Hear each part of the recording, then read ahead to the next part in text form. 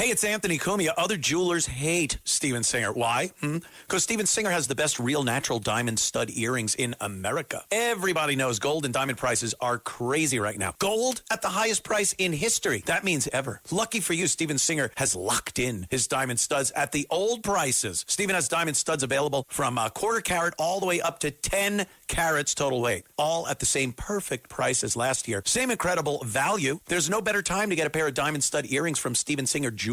Yes, this can't last forever. Each pair, eye flawless, near colorless, beautiful stuff. They come with his safety silicone bags, so you never have to worry about losing them. Oh, okay. And with his unbeatable full-time value lifetime trade-in, you know your diamonds are always worth what you paid. All backed by the best guarantee in the jewelry business. It's a full 100-day, 100% no-hassle money-back guarantee. Plus fast free shipping. Experience the difference at Steven Singer Jewelers. Online at IHateStevenSinger.com. That's IHateStevenSinger.com. It's the Anthony Cumia Show on the Red Apple Podcast Network. The Anthony Cumia Show. Hey, how is everyone? Hope you're having a good weekend. Hope it's nice where you are and peaceful. Boy, just some crazy doings around the world. Per usual these days, per usual. I get up and, the first thing everyone does now, you check social media. You check X, really. Twitter, to the people that want to remember what it was. Yeah, and that's what you see. Within 3 scrolls of your thumb, 3 little pushes up on your phone, you know everything you need to know that's going on in the world. And this Australia terror event, that's what it is, terrorism. Bondi Beach, in Sydney, Australia. Just terrible. Just terrible. Hanukkah celebration, first day of Hanukkah. And two terrorists. They have obviously they are Islamic. That's what I'm saying. I'm going on record right now. I don't wait for confirmation because you just know. You just know certain things. I took a look and was like, yep, that's what it is. A father and son team this time. A father and son, they went to an area, Bondi Beach, where they had a big Hanukkah celebration set up and just started opening fire on people. And it looked brutal. The first clip I saw was the 11-minute-long clip. And this was after they had already started shooting. Reports are they had been shooting for a half an hour before there was any real response, just with impunity. They were took up a position on a footbridge and just started firing. They had the walls of the bridge for some type of cover, and they were a bit elevated, and they were able to look over exactly where they wanted to do their shooting. So, I mean, obviously this was a planned event. They obviously had planned this out. The father owned the weapons. They had looked like a 12-gauge shotgun, some shotgun shells laying on that bridge. And from the sound and look, it looked like the father was the one shooting the shotgun. And the son, it looked like he had a Beretta BRX-1. This is a bolt-action hunting rifle. But the difference from your traditional, you watch old war movies, you see the bolt action, you got to lift the bolt up, pull it back, slide it back forward, and then push the bolt back down to lock it in place. This Beretta is a pullback bolt action, which means you don't have to go through those extra steps of pulling the bolt up and then putting it back down. All you do is pull it straight back and push it straight forward, and a new round is chambered. And from the looks of the video there, this guy had this down. Again, it didn't look like they just were hanging around eating some halal and decided to, hey, why don't we go out and shoot up a Hanukkah festival. This was definitely planned. They had practiced. Like I said, this guy was pretty proficient at chambering rounds very quickly, acquiring targets through, he had some kind of a small optic on there, maybe a red dot, and take his shots. And it was just, frightening to watch, man. And so many people had recorded this on their phones from different angles, and you saw people, saw people commenting and gasping, and but not doing anything.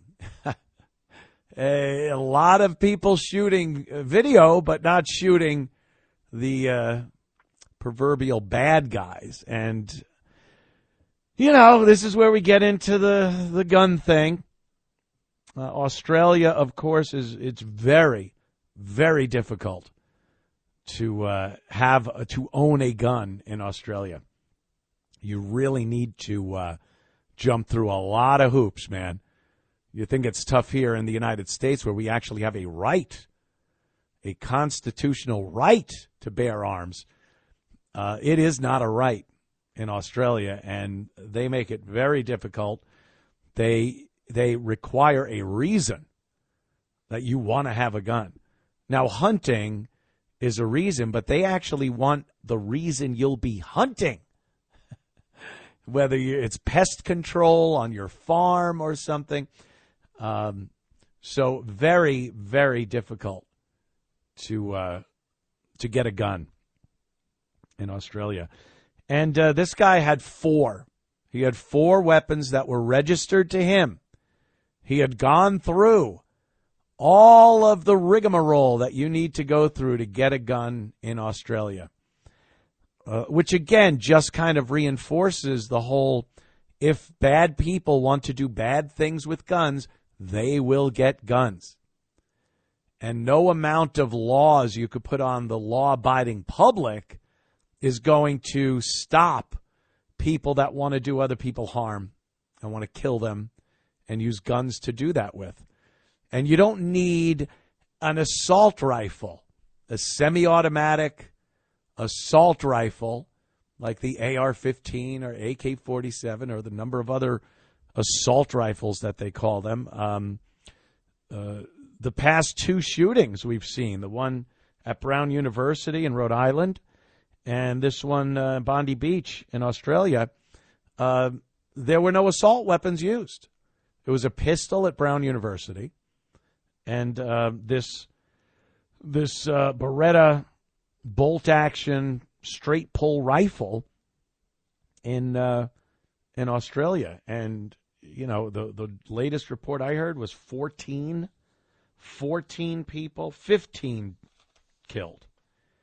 The number's going to go up. I mean, obviously, they get these people to the hospital ASAP, and not everyone makes it, Another, I believe the number was dozens wounded. 40 people remain hospitalized right now. 40 people. So 15 dead, over 40 wounded. And, what are we doing? What are civilized nations on this earth, the few civilized nations on this earth, doing to themselves? Have we been so evil over the course of history? Some people would have you believe that.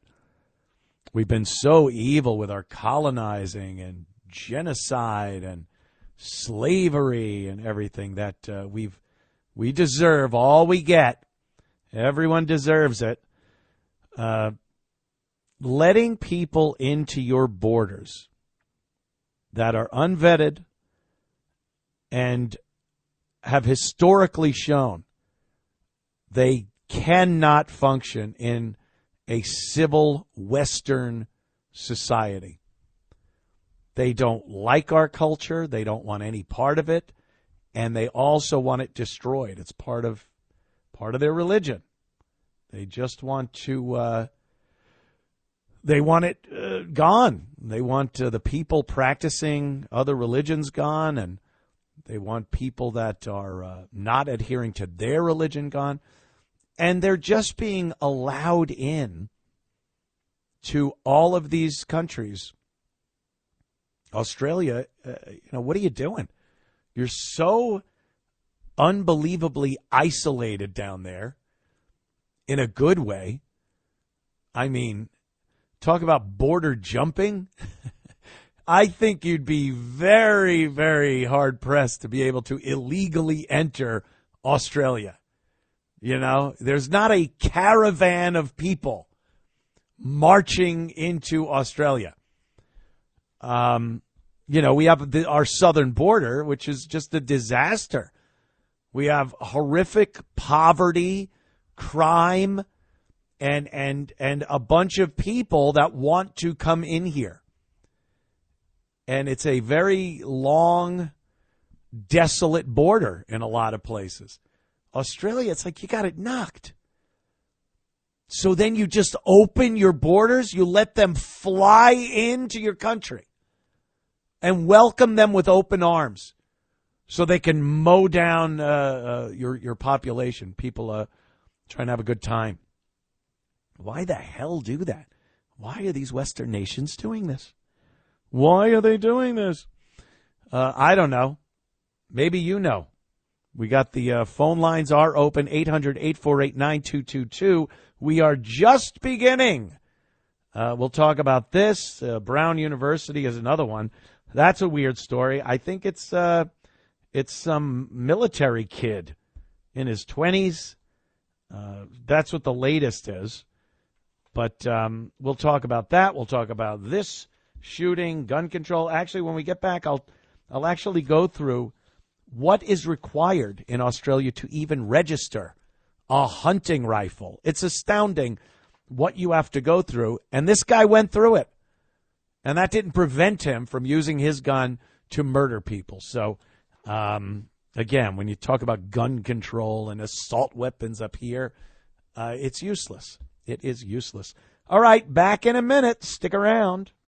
It's the Anthony Cumia Show on the Red Apple Podcast Network. It's the Anthony Cumia Show on the Red Apple Podcast Network. The Anthony Cumia Show. Thanks for tuning in. Hope you're having a great Sunday evening.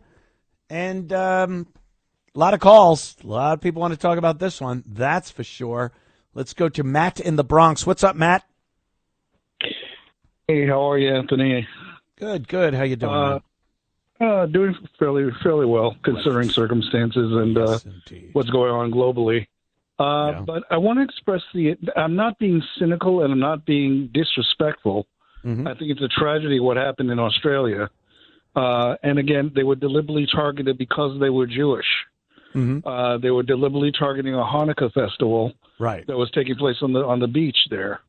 Now, but I want to point out the extreme irony of not only what's happening in Australia with regard to immigration, but also the United States.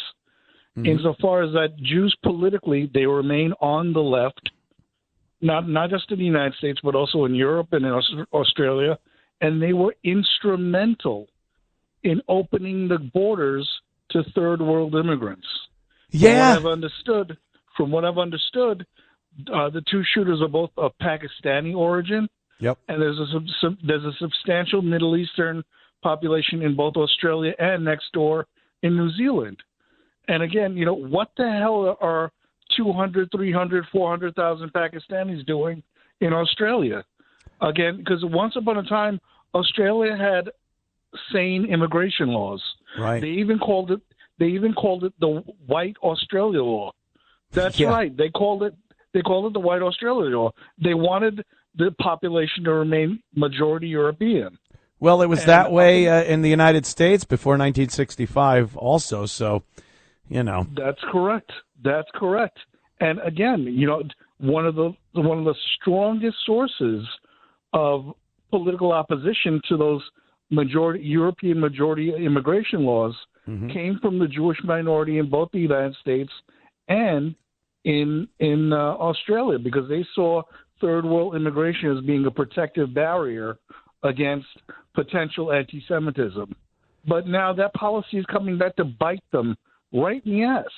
Yeah, I don't think it's so much white supremacy that especially Jews have to worry about as much as Islam, radical Islamic terrorism is really that's your real issue, where you're going to get festivals shot up and other events blown up, and this happens. You'll get white people, white supremacists that they say, but it's, you know, right people on the right. They're pro-American, they're pro-white America, and they'll say a lot of stuff. But there's no violence coming out of the right. There really isn't. They like to portray it that way. Ilhan Omar is like, oh, we need some type of legislation to start getting these white supremacists, these right-wing extremist white people in line. I was like, what have white people done here in this country? They insult her. They say things about Ilhan Omar. They say things about Jews. They say, but where is the violence coming from? The left, the crazy left, the free Palestine people, the actual immigrants from Islamic nations. It's not white people going around committing violence in this country. It's just not happening. Can I say something else? You certainly can. So, with regard to, I'm glad you pointed that out in terms of right-wing violence, because in Europe, countries like France, Britain, you have a certain amount of immigration of Jews from those countries to Israel and to a lesser extent the United States, and they're fleeing street crime because they're increasingly being targeted. They're increasingly being targeted on the streets for physical attacks, not by white skinheads, but by men from the Middle East and North Africa. Well, yeah. And they're overwhelmingly Muslim. Now, I'll make my final point. Again, to really understand the dynamics of what's going on with regard to terrorism from Muslim extremists, you have to understand the dynamics behind why we opened our borders back in the 1960s and 70s to the third world. And one source that I frequently point out is The Cultural Critique by Dr. Kevin MacDonald. Get that book. It discusses in depth the 1965 Immigration Act, which opened the floodgates back in the Lyndon Johnson administration, and what's going on in Europe as well as in Australia. And again, it's a very informative book on the immigration issue. Again, it's The Cultural Critique by Dr. Kevin MacDonald. Thank you, Matt. I appreciate your call, my friend. Oh, I can't hang up on Matt. He's there for the whole show. That must be it. Good. Thank you. Thanks, Matt. Yeah, he brings up a great point. Like what this suicidal tendency for the West to have is it makes no sense. I was talking about it the other day on my podcast. It's like someone putting a gun to your head and you're like, yes, yeah, this is great. My greatest strength is having this gun to my head, you know, and you know it's loaded and inevitably it's going to be fired and you just can't wait. Oh, I can't wait until whites are the minority in the United States and in England and France and Germany. It's going to be great. And you're just standing there with a gun to your head going, yeah, can't wait till they pull the trigger on this one. It makes no sense. Is there a more involved, nefarious plot that I don't know about? Because Matt brought up a great point. A lot of the Jewish people I know and have seen, politicians and whatnot, they're lefties. They're liberals, lefties, and they embrace this unfettered, unvetted invasion of the West by Islam. And you would think that is suicidal for Jews to want. But they seem to embrace this. And I don't get it. And that's, just one group of people. There are plenty of dumb white people in the United States of America that I've seen, liberal women especially, that just cannot get enough of fantasizing about a white minority in this country. And as white people become the minority, and as people from other faraway lands that aren't as well off and aren't as good and organized and free and safe as the United States, as those people come over, it gets worse. There's no denying that everything has progressively gotten worse as far as us relating to each other in this country. Oh, technology's gotten better, that's a no-brainer. Things happen that make life easier and better. But as far as a unified country of Americans, you're insane if you think we're even close to what it used to be in this country. We're not. We don't get along. There's a lot of hatred for each other. And it's because we don't have any commonality anymore. People come from different lands. They don't want to be Americans. They hate Americans. They hate America. And we're supposed to just be like, okay, well, this is our greatest strength, I guess. Not quite. All right, we'll be back in a matter of moments. Don't go anywhere. We continue in a moment. It's the Anthony Cumia Show on the Red Apple Podcast Network. It's the Anthony Cumia Show on the Red Apple Podcast Network. The Anthony Cumia Show, and we're talking about the Bondi terror event, the shooting that happened in Australia, Hanukkah celebration, 2 Islamic terrorists shooting up the affair and killing, I guess, 15 is the latest total. I'm sure it'll go up. And I'm talking also because it ties in gun control, the gun control issue. If you look at Australia, this is a liberal's wet dream as far as gun control goes. They would love if the exact same rules were in place here in the United States as is in place in Australia. And it's proven it doesn't work. Now, you might say, well, Anthony, these shootings in Australia don't happen a lot.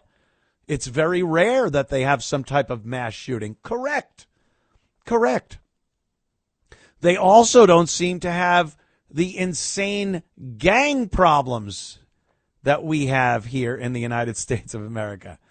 And mental patients running around. It's a giant continent of a country. Their cities are so sparse that they just don't have the same type of living environment that we have. And their history is different. And, they've been a white country for longer than we have. Sorry. I'll bring it up. Sorry, not sorry. I'll bring it up. But, there are plenty of other reasons why they don't have that going on. But this proves that if bad people want to do bad things with guns, they can and they will. And there'll be a response time of 30 minutes. You look at the videos that were being taken during the time that they were shooting, and you could just imagine if one of those citizens had a weapon. They had a clear view from a lot of windows, residents, a lot of cars in parking lots that people were videoing these guys from behind their vehicles. And they could have taken a shot at him. Happens here in this country. A lot of bad people have been put down from an armed population. All these poor bastards could do was sit around and wait for the police to show up. 2 women cops, and there's video of them. They don't know what the hell to do. One is literally throwing her hands up in the air like, I don't know. What do you got, your little sidearm? And these guys are rattling off rifle rounds. It just, you're not allowing the people to protect themselves. That is a big part of an armed population. It's a big part of why we have a Second Amendment in this country. But they don't there. Now, a couple of things. What do you need? How do you get a legal rifle? Because this guy had 4 rifles, all of them registered, all of them legally owned, as far as we could tell right now, by the father. It's a father and son team. So owning a rifle in Australia is a privilege, not a right, and requires a strict multi-step process managed by state and territory police forces. Key requirements include having a genuine reason for owning. Self-defense is explicitly excluded. You tell them you want a gun to defend yourself. They will tell you, nope, nigh, that's not a reason, mate. Can't get a gun, defend yourself. So, you can't do that. They will not allow it. Now, meanwhile, it was a half hour of these guys blasting rounds off before, the only people that are allowed to have guns for self-defense, the police. They show up. Passing a safety course, background checks, and meeting secure storage standards. So what does it take? What's the eligibility? 18 years old, a resident of the state or territory you apply in. You must be considered a fit and proper person. Do you think these were fit and proper people? How do you decide that? I would assume these 2 weren't proper, meaning you do not have a history of violence, certain criminal offenses, or relevant mental health issues. If you're willing to take a gun and shoot men, women, and children celebrating Hanukkah because of their religious background and what they practice religiously, I would have to assume you're nuts. That's got to be some type of mental illness. If you want to go into a school and shoot it up, that's a mental illness. And how do you dictate that? Who determines that you're mentally ill and incapable of owning a gun? I'll tell you who will determine it if it ever happened here. It would be left-wing politicians and doctors, the same people that forced you to get injected. And mental health concerns, a mental health issue would be you voted for Trump, you like shooting guns, you have political opinions that differ from their political opinions. That would be, this guy's mentally ill, we can't give him a gun. The proof of that is the fact that liberals wanted part of the criteria of getting a gun in certain states, hand over your social media name and password. Yup. They were trying to get that done in New York State. New York State, during one of Governor Hochul's little jaunts or Cuomo's little jaunts at 12:30, 1 a.m., signing new anti-gun legislation. And they wanted you to hand over to the police when you are applying for your license to own a gun, something you have a right to do. They wanted your social media. Now, why would you need that? Is that going to determine if I'm mentally fit or not? Because I'll tell you one thing. I see a lot of liberals on social media, and they're nuts. They are absolutely insane. And they would think I was crazy and you're crazy because of what we believe and the America we want to live in. So if you think anyone can just point out from an application or an interview that you are relevant mental health issues, if you have relevant mental health issues, relevant to having a gun, by the way, yeah, that's nuts. Establish a genuine reason. You must demonstrate a legitimate reason for possessing a firearm, which must be supported by evidence. You can't just say, I need it for this. You need to have evidence. Some of which include sports or target shooting. That requires club membership evidence. So you have to, how do you belong to a shooting club if you don't own a gun? And then how do you get the gun if you don't belong to a shooting club? Do you have to get the membership first? Go in, have a few drinks with the blokes, and then you buy yourself a gun? Maybe. Recreational hunting or vermin control requires written permission from a landowner.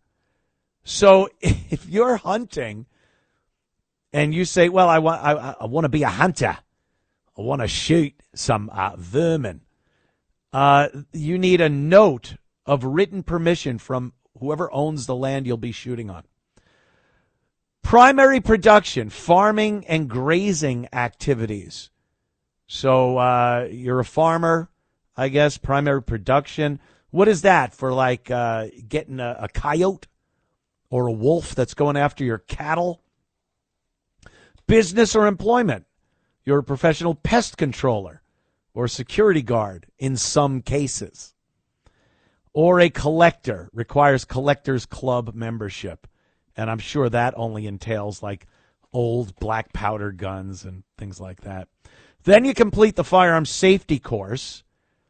Then you can apply for a firearms license. This involves providing proof of identity, safety course certified, documentation supporting your genuine reason, and paying the applicable fees. You may also need to be fingerprinted. Pass the background check. How do you do a background check on this guy, and he comes from Pakistan, and you're just like, all right, mate, there you go. This process can take several months, depending on jurisdiction. Receive your license. Once approved, you'll receive a firearms license, which is typically valid for 2 to 10 years, depending on where you are. And then you can apply for a permit to acquire.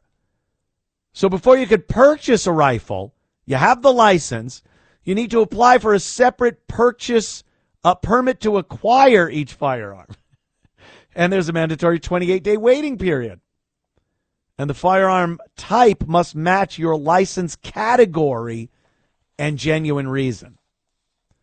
So there's different categories.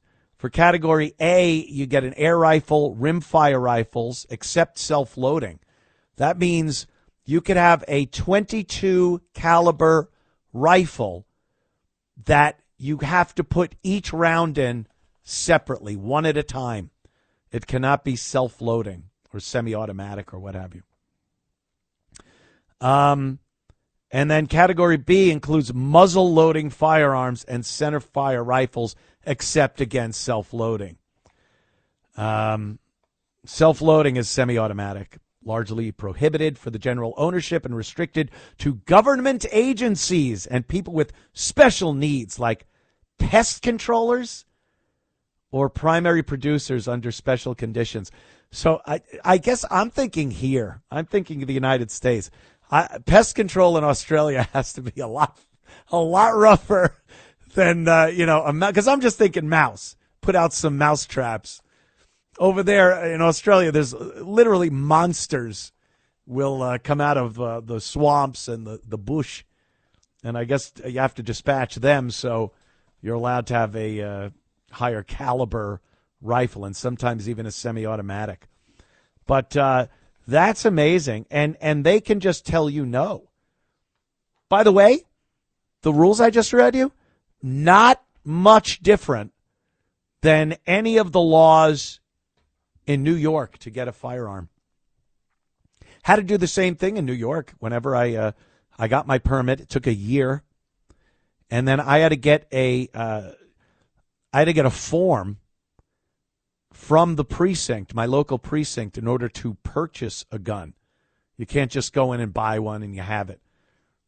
And then you got to go back to the precinct with the form and the gun. They write down all the serial number information and give you a little carbon copy of it. And there you go, with the police having a complete record of every gun you own. That's New York. And if you don't think that info will come in handy, if they want to know who you are, what you're doing, and if you're a red flag type of person with a mental disorder like voting Republican in their minds, that's what happens. Unbelievable, right?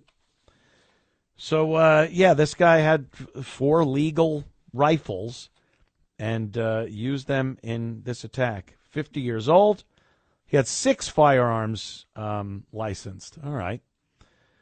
They'll determine if those were used at the scene. 2 rudimentary explosive devices were found at the scene. Rudimentary tells me it's like Coca-Cola and Mentos. I don't know. Yeah. I mean, and what are the police doing? What are they doing if they can't respond? I mean, it's not in the middle of the outback. If they cannot respond to an emergency situation, they found it within their rights, and they thought the safest thing would be to take away people's ability to own guns and protect themselves against bad guys with guns. And with that, you now have an unbelievable responsibility as the government and as law enforcement to protect the people that you have told are not allowed to protect themselves. And showing up a half hour after the firing starts with 2 women, a couple of dudes, and your sidearm? I don't know. I saw there was one guy, he waited for, I guess it was the father had stepped off the bridge, and he was taking some shots from the grassy area off the bridge, and he had jumped a guy. He jumped the 50-year-old dad, this kind of rotund citizen, and he disarmed him, and he pointed the gun at him and did not pull the trigger. And the father was then able to walk back to the bridge, pick up another one of the guns, and continue shooting. He was shortly thereafter dispatched by somebody, either the police or whoever picked that rifle up. But, man, why don't you blast that guy? We all saw the video.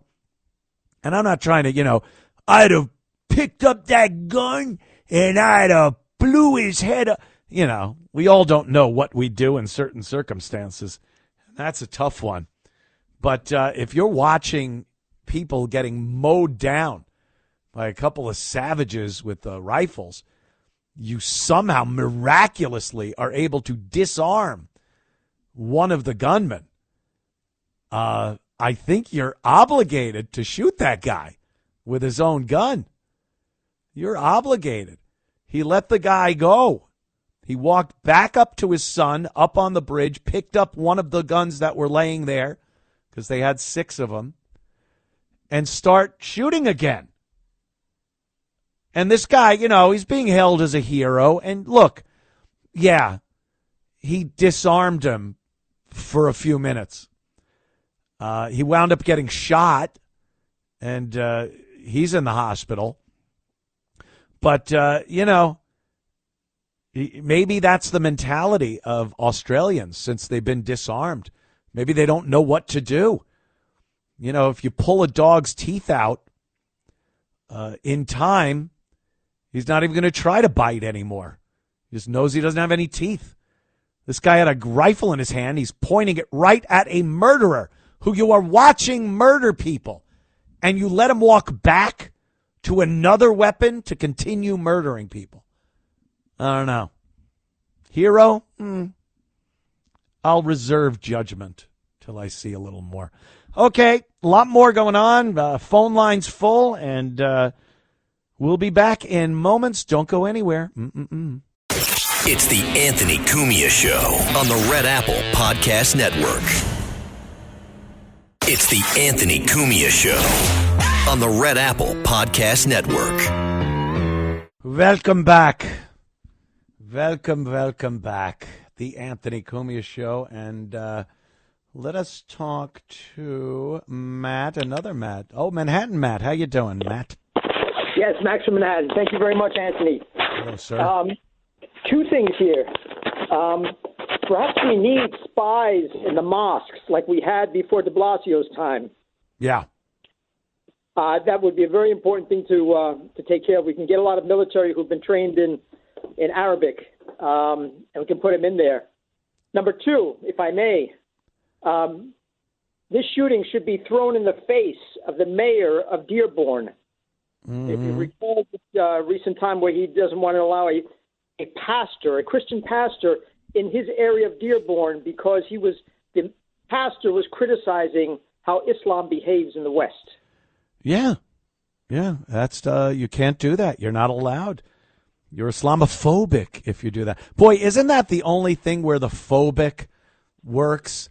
Like transphobic, you're homophobic. I don't know. I'm not really scared of the gay guy or this or that. But Islamophobic, that's the only one where, yeah, I don't want to get my head blown off by one of these nut jobs. So, yeah, there is a fear factor there.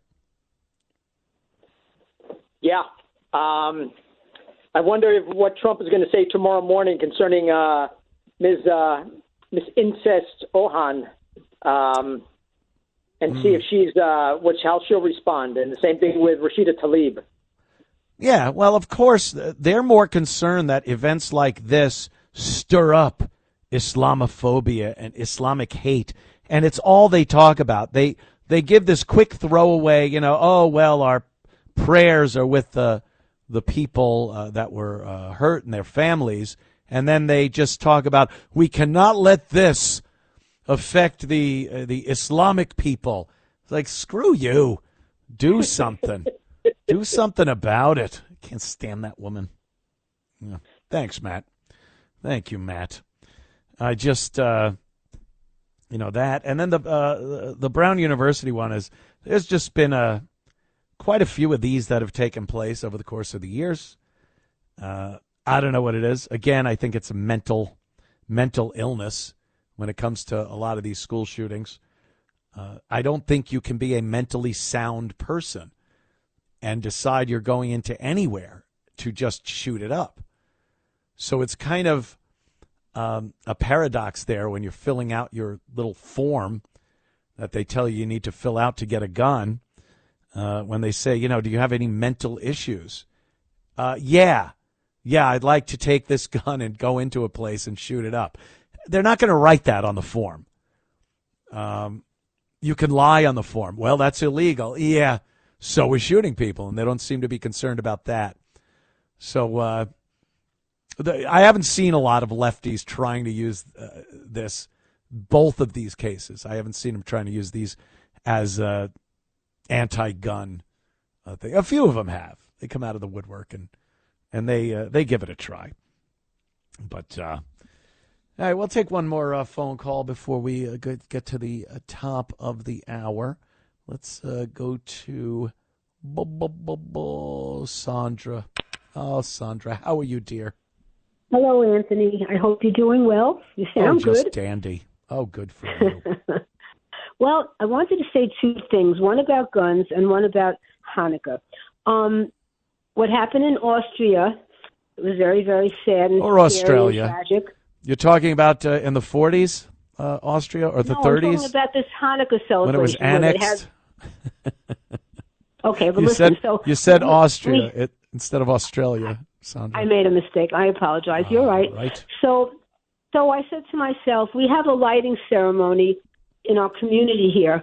And we had one last year, and not many people came. The mayor came, and we had the lighting thing. So this year, I sent out a memo to all the people that I know that celebrate the holiday. And, Anthony, so many people showed up. I said the prayer in English. Somebody else said it in Hebrew. They had pastries. They had cognac. It was a wonderful celebration. And the point I was making, what happened in Australia, you can't make us be afraid that it's going to happen here, too. You just can't live like that. That was my point. So purposely, I wanted to let people know to show up, and they did today. And I was happy about that. Well, that's good. I'm glad you were able to get people to show up and have a little celebration, because it is tough. And you know, I really don't like the whole we got to just live our lives or they win, the terrorists win or something. You know, we shouldn't have to go through life putting ourselves in danger just so we could say, oh, look at me, I'm not afraid. You know, there's nothing wrong with being afraid. We have to make it, and we have to fix this so people aren't afraid anymore, so they can do things without worrying about being shot or blown up. It's real brave and nice to say, well, we're going to do it anyway and really show those terrorists that we don't care. How about making it so we don't have to worry about them anymore? How about that? That would be wonderful. I mean, that's the biggest hope of all. You know, one of my Hanukkah presents was, you're not going to believe what I got. A penny? It's called Hero Non-Lethal. It's a little gun, and you can't kill someone with it. This is what my husband wanted for me, so I'll be safe. I don't even think I would use it, but I'm reading this. It says here it's non-lethal protection. Yes. Uniquely engineered nitrogen-powered system, launches power base projectiles. Who knows what this thing is? But the point is, my husband's worried, and he doesn't want anything to happen to me. Sandra, well, you take care of yourself. Enjoy the holidays. Happy Hanukkah, and we'll talk to you soon. There goes Sandra. See how bad it is? Sandra's packing heat. She's packing nitrogen-powered heat, but Sandra's packing heat. That's how bad things have gotten. That's how crazy it is. I hate that whole thing. You know, don't let this interfere with enjoying the holidays, and that it will. It is. They consistently restrict us. They consistently put things out there that remind us that we're constantly in danger. I just want to have a Merry Christmas around my friends and family, be able to go outside to the city, to wherever it is, and not do it in spite of terrorists. Ha, look at me, terrorist. I'm still out. I don't want to think about that. They do win. Until we get rid of them, they've won. Please. All right, people, don't go anywhere. We'll be right back with more of the Anthony Cumia Show. It's the Anthony Cumia Show on the Red Apple Podcast Network. It's the Anthony Cumia Show on the Red Apple Podcast Network. Yes, it is the Anthony Cumia Show, and just gruesomeness in the world. I usually like doing the program and adding a little levity to some of the stories, especially, celebrity stories. That's easy to goof on because they're such imbeciles. Politics, too. The politicians, again, imbeciles. Very easy and fun to goof on. But, some of the events of late, just tragic, and they have to be pointed out, though. They have to be pointed out. Something's happening in the world and in our country, more importantly, in our country. And there are plenty of people kind of waking up to it and wanting to, at the very least, voice their opinion. It seems these days they're being allowed to a little more than in past years, especially, the 4 years under Biden. It was very difficult. Did you see they've been posting on social media the Christmas video from the Biden administration last year, I guess it was. And it just looks like some freak show, Ringling Brothers, some type of transgender nonsense. And who looks at that and goes, yeah, that's great. That's a traditional American Christmas that the president should be presenting at the White House. Oh, God. I'm so glad we're done with that, at least for a while, because it affects the way people think. You know, since Biden's been out of office and Trump's been in office, there's been this strange little turn, the old pendulum swinging the other way, as they say. And I'm kind of enjoying it. There's not as much crap that you take for voicing your opinion. Oh, it still happens. You'll get your ass fired. You'll be shunned and cast out. But it's changing. It really is. But we got to speak up about things, and these things have to be exposed. Here's a woman, 46 years old. She was just walking through the park one day in Georgia, Savannah, Georgia, and this savage. Oh, how else are you going to put this? Oh, that's terrible. Every human has the spark of divinity. Shut up. This guy doesn't deserve to breathe the same air.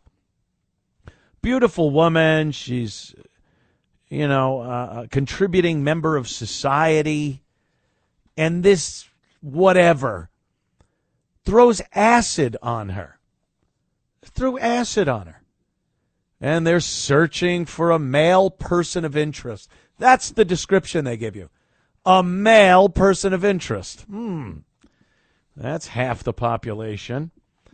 Yeah, they won't. They showed a picture of him, and he's, the usual thug, wearing the usual thug wear, and it's caught on some type of surveillance camera, and these people they're like cockroaches. They come out of the woodwork, they run back behind the toaster oven, and then they come out and do something, and then they're back behind the molding again. So who knows if they even catch this guy. But this is the stuff that's going on. This is the stuff you have to watch out for. That's a problem to me. The fact that you have to watch out for stuff like this is a problem. Acid thrown at you? This is now a thing. It used to be, oh, look out. Look out, they're doing some construction on the sidewalk. Don't trip and hurt yourself. Oh, look out, someone might throw acid in your face.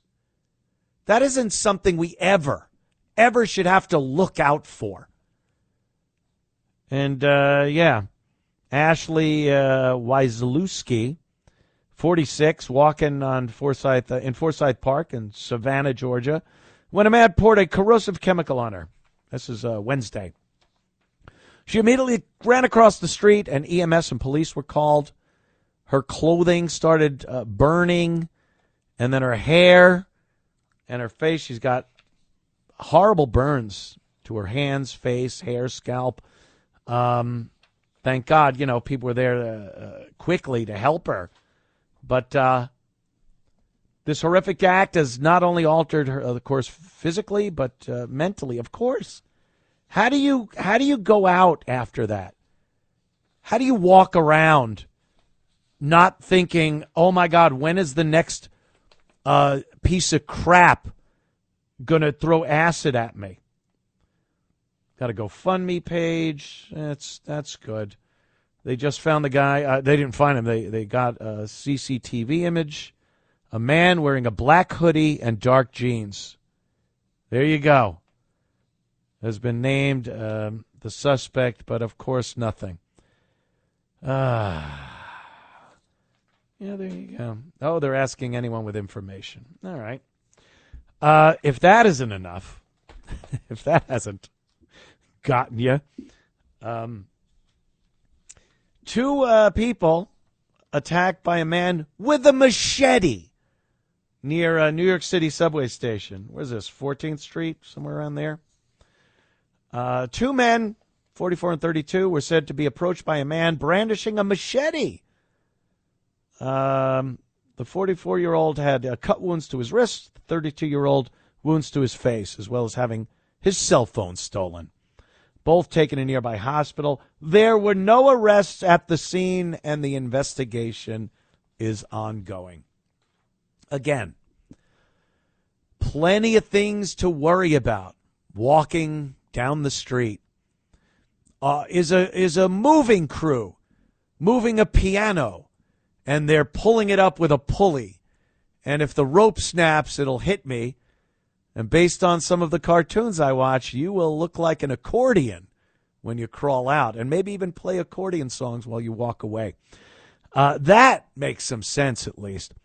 Imagine years ago telling people that they would have to worry about being attacked by a machete-wielding savage. Machetes. Oh, Anthony, it's not like it's happening all the time. 2 women and a service dog killed in a machete attack. This in beautiful Scranton, Pennsylvania. Scranton, I'm from Scranton. Police in Scranton said they're investigating the machete attack at the Hotel Germain Apartments. Uh-oh. That doesn't sound good. Tuesday night, 2 women and a service dog were killed. 2 women and a service dog were killed. Holy jeez. And a third woman critically wounded. The vast majority of this incident, the vast majority of all on surveillance, and this, it was on video. Okay, that's what they're trying to say. It was a misprint, believe me. The offender and victims were residents of the Germain Hotel, and the motive and reasons for his action remain under further investigation. Oh, my God. Suspect is 38-year-old Michael Woods, native of Jersey City, New Jersey. Wearing, the police caught him outside wearing bloody clothing and clutching a bloody machete. I have to say, you don't have to be Lieutenant Columbo to figure that one out. Is that a machete, sir? Pardon me. Are those bloody clothes and a machete you're handling? Columbo won't have to hide evidence in the trunk of a car to get this guy. Police said they caught Woods leaving the apartment building wearing bloody clothes, clutching a machete. It was a weapon investigator said security captures him using on the 3 women and the dog. Oh my God. Yeah, is that... See, this is what I'm talking about. There's plenty to fear.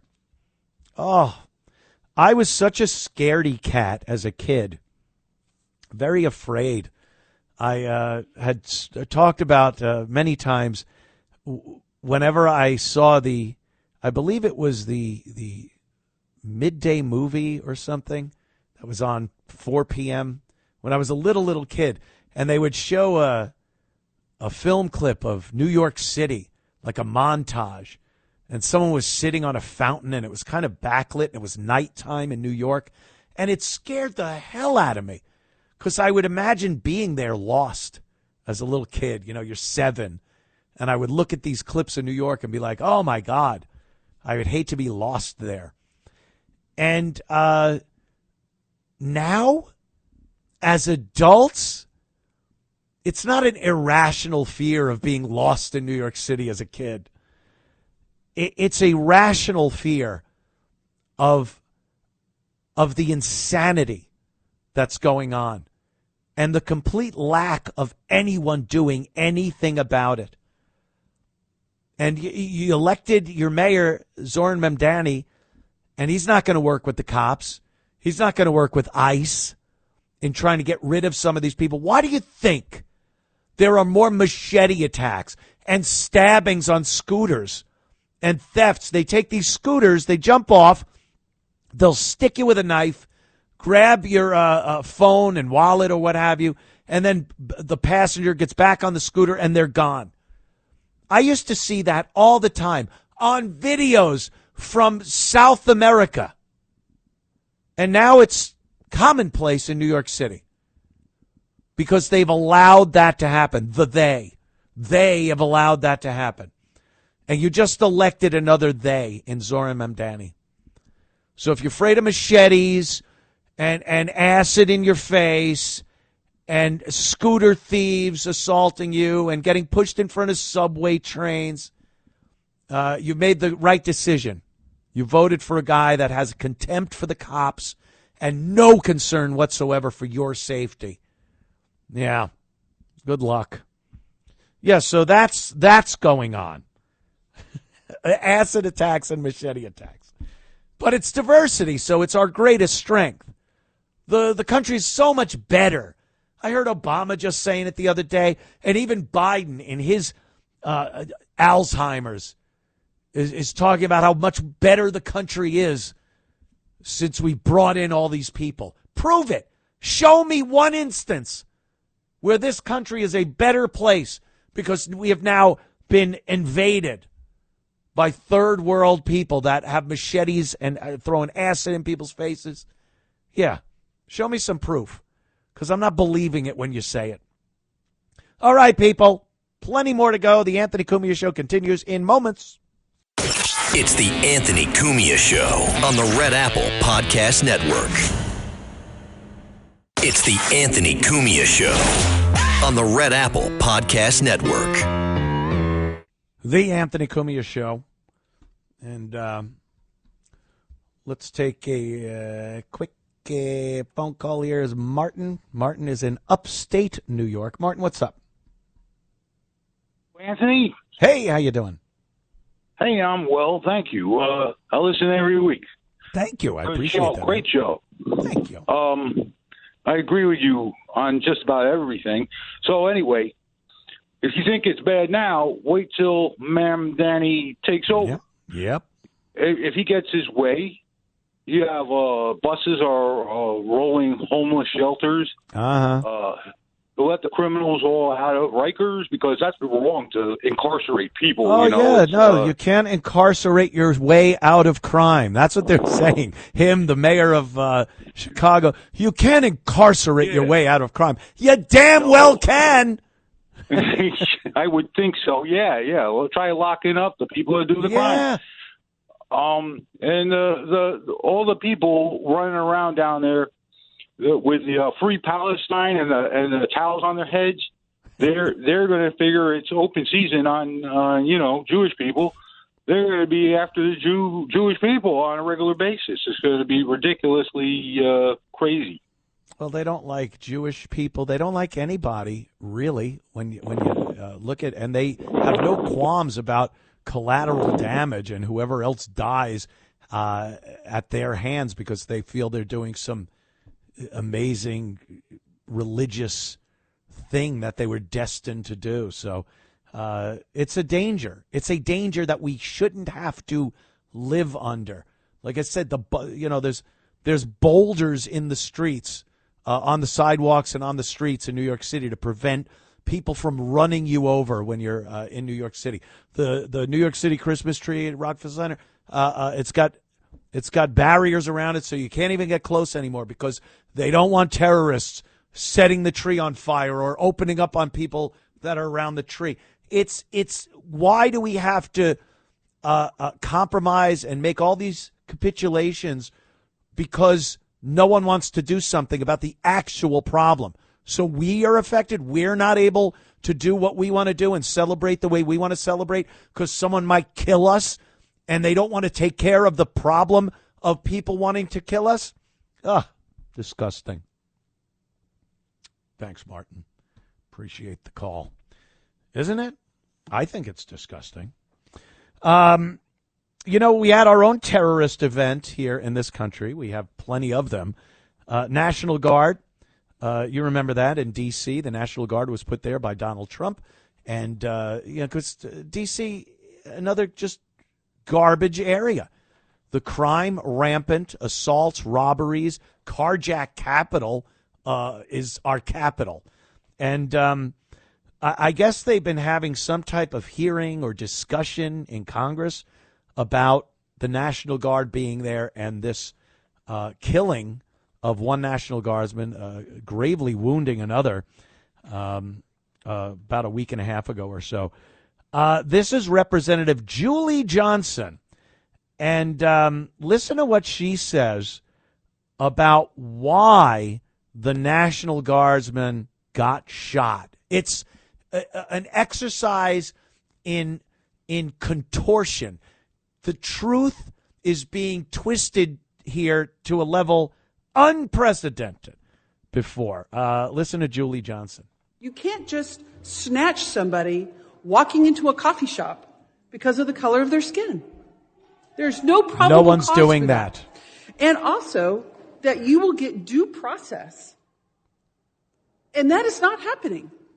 And so you're seeing is an overwhelming frustration of the American people in this country, that the lack of respect and regard for the rule of law by this administration, and in particular by this secretary, is at a level that we have never seen and violates all of the constitutional norms and all of the principles of legal fairness in this country. And you're seeing that manifest itself in threats to law enforcement and bubbling over because people are frustrated. And they are channeling that frustration because the administration is not listening. Could you imagine being this stupid? Just for a second.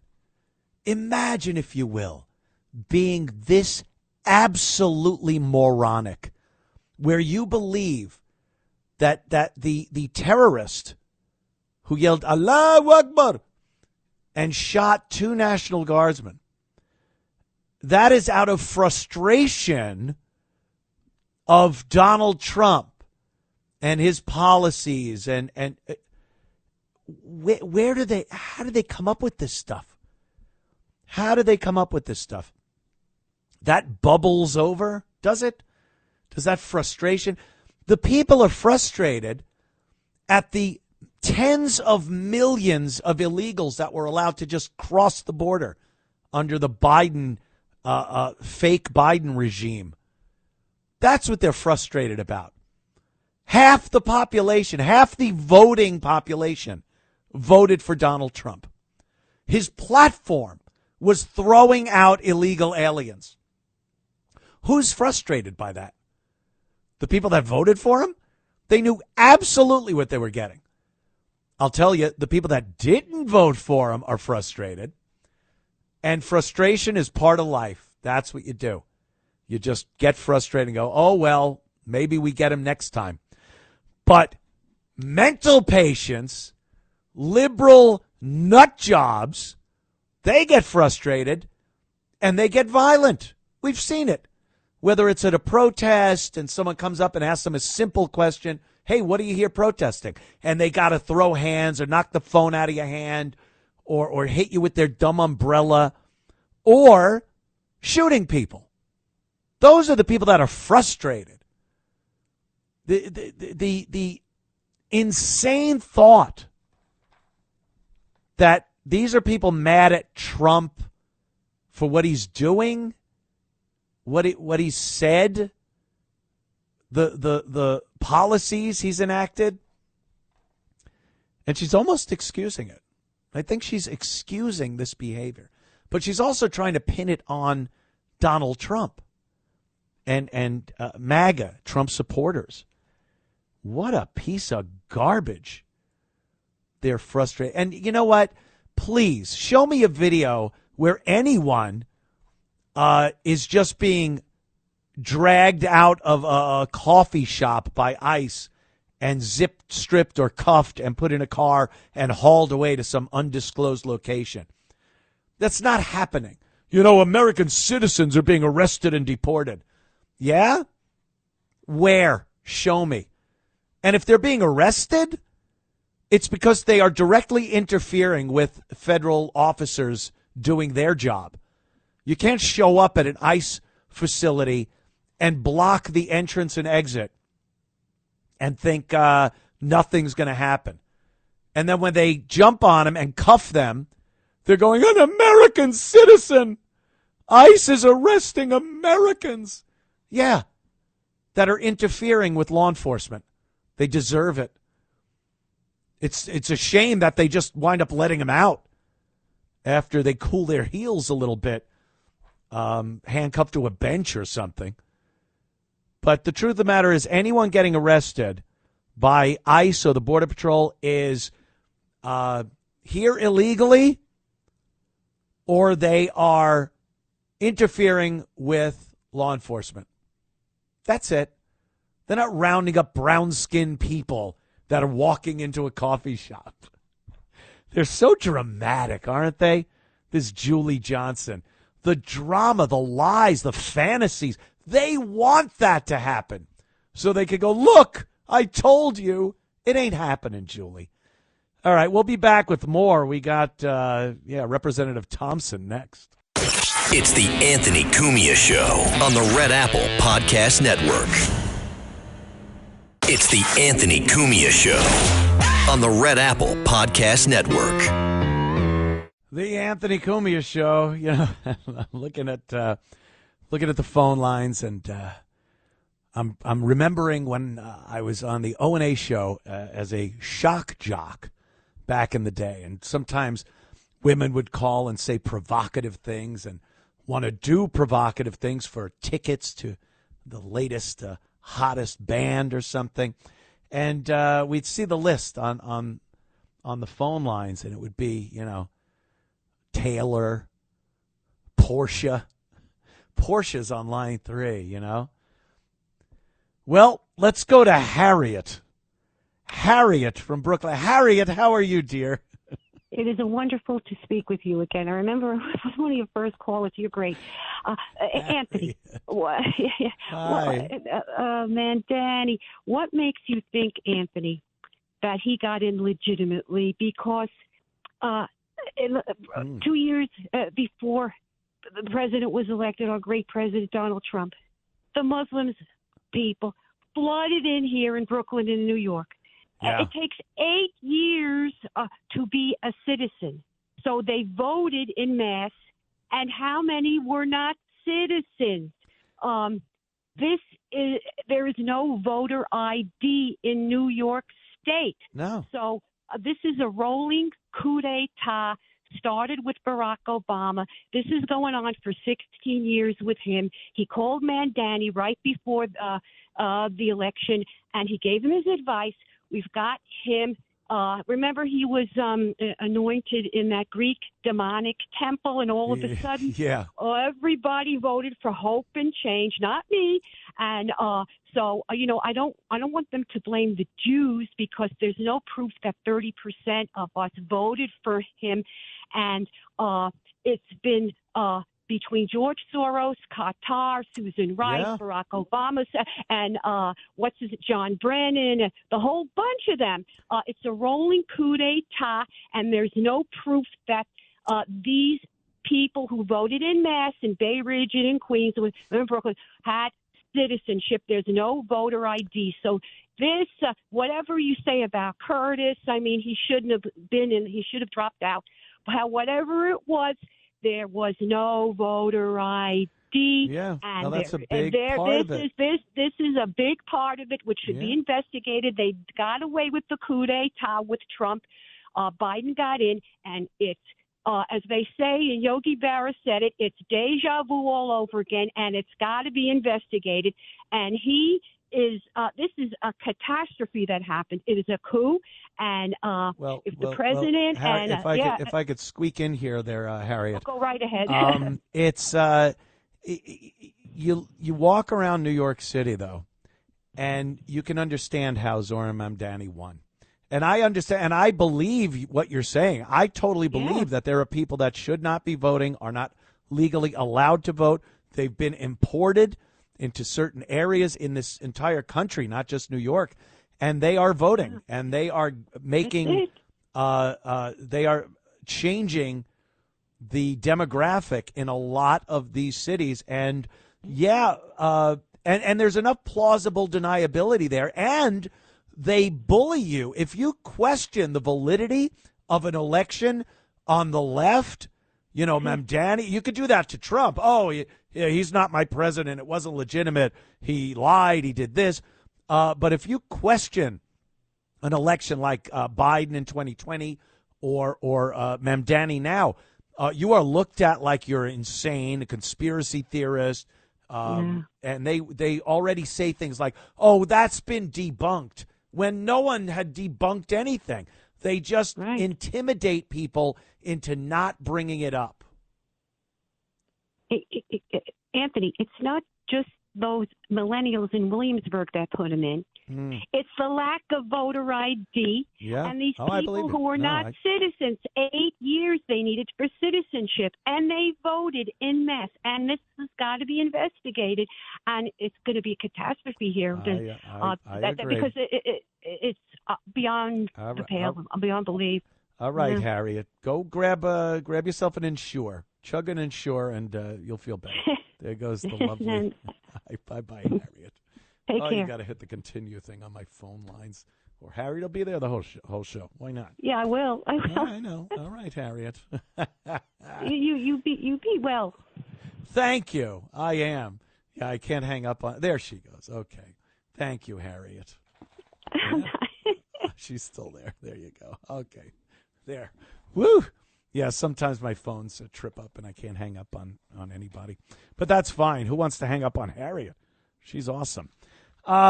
Representative Thompson, this idiot, here's another moron. And he was at this same kind of hearing they were doing about the National Guardsmen that were shot.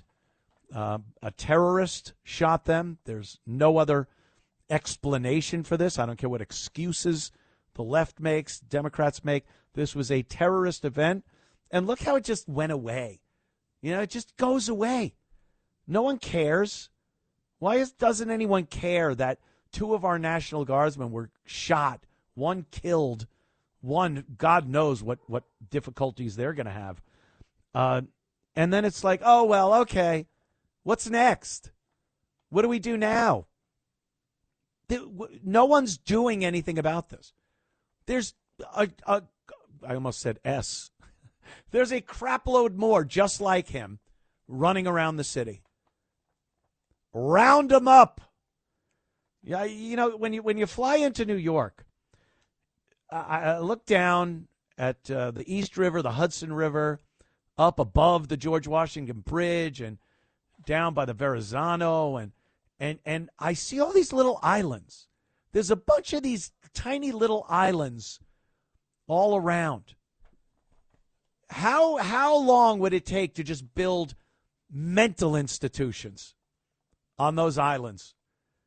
And then you take a little boat and you bring your mental patients over there, you drop them off, and that's that. Put a barbed wire fence around it, whatever.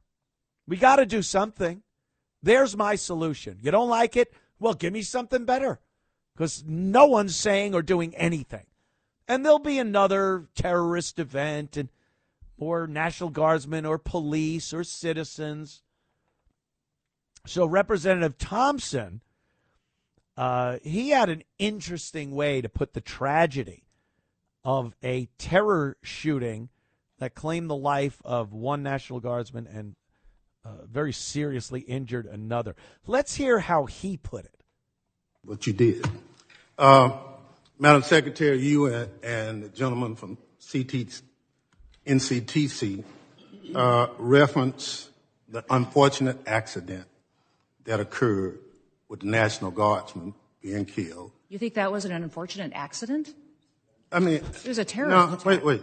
Look, I'll get it straight. Then you can He shot our National Guardsman in the head. Look, Mr. Chairman, will you direct the witness to allow me to ask my question? Ask? It was an unfortunate situation. Unfortunate accident. That's what he called this. If you're running and a gun falls out of your pocket and fires and shoots someone, even that isn't an unfortunate accident. That's neglect on your part. Unfortunate accident, this mother. And then he directed the chairman to let him ask a question. He just wanted to ask a question. Should anyone be in a seat of power if they say ask a question? I submit to you, no. But calling it an unfortunate accident, this is how the left thinks. This is how they perceive stuff like this and what's going on and tragedy and things that are so detrimental to this country. And we see it for what it is, a terrorist attack. This needs to be dealt with. We need solutions. And they see it as an unfortunate accident. Oh, what's that? You got a Band-Aid on your finger. Yeah, I was washing the dishes and I cut my... Oh, that's an unfortunate accident. What about National Guardsmen being shot in the head? The balls to get up in front of a committee like that and call it an unfortunate accident. And then goes, oh, I'll get it straight. How do you not have it straight? You need someone to tell you that that is not an unfortunate accident? It's a terror event? But this is who you're dealing with.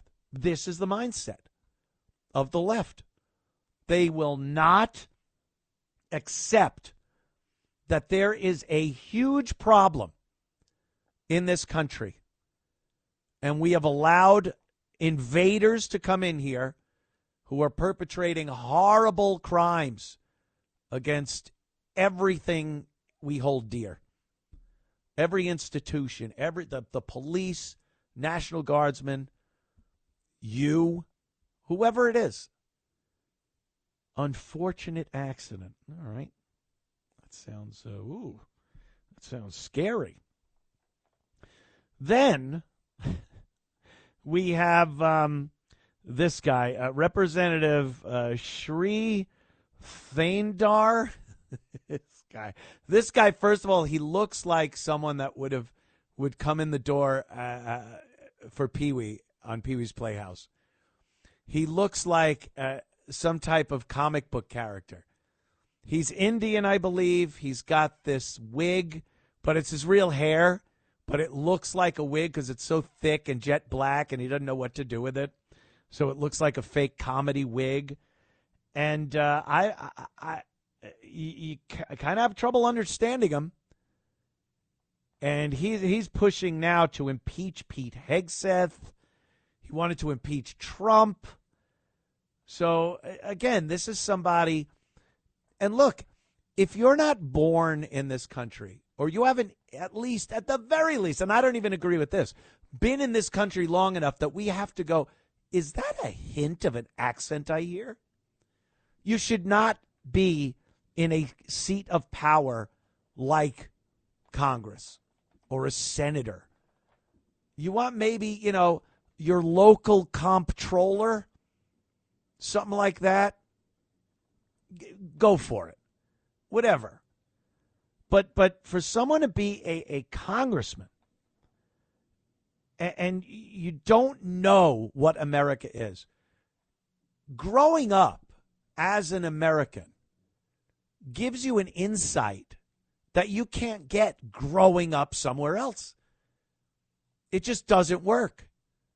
If you're, the children of an immigrant, you can grow up in this country and I believe have a vast knowledge and feel for what America is all about. And, if you're smart enough and that's the direction you want to go in, run for office. But I honestly believe if you come over here and didn't have a childhood, adolescence, your teen years as part of this country, living in the United States of America, you can't hold a seat of power. You don't have a complete understanding of this country. You don't have a sentimental feel for it as your birthplace. I don't think you'd be willing to fight for it as much as someone who was born and raised here. That's my opinion on the whole thing. And I certainly don't think this guy should be sitting in a seat of power asking for the removal of our Secretary of War, Pete Hegseth. Let's listen to him if we can understand him. Thandar. I am sick of your lies. The American people are sick of these lies. American people demand truth. How do you know? America is very happy that finally they have a president in the White House that gets up every day to keep them safe. Madam Secretary, your incompetence and your inability to truthfully carry out your duties of Secretary of Homeland Security.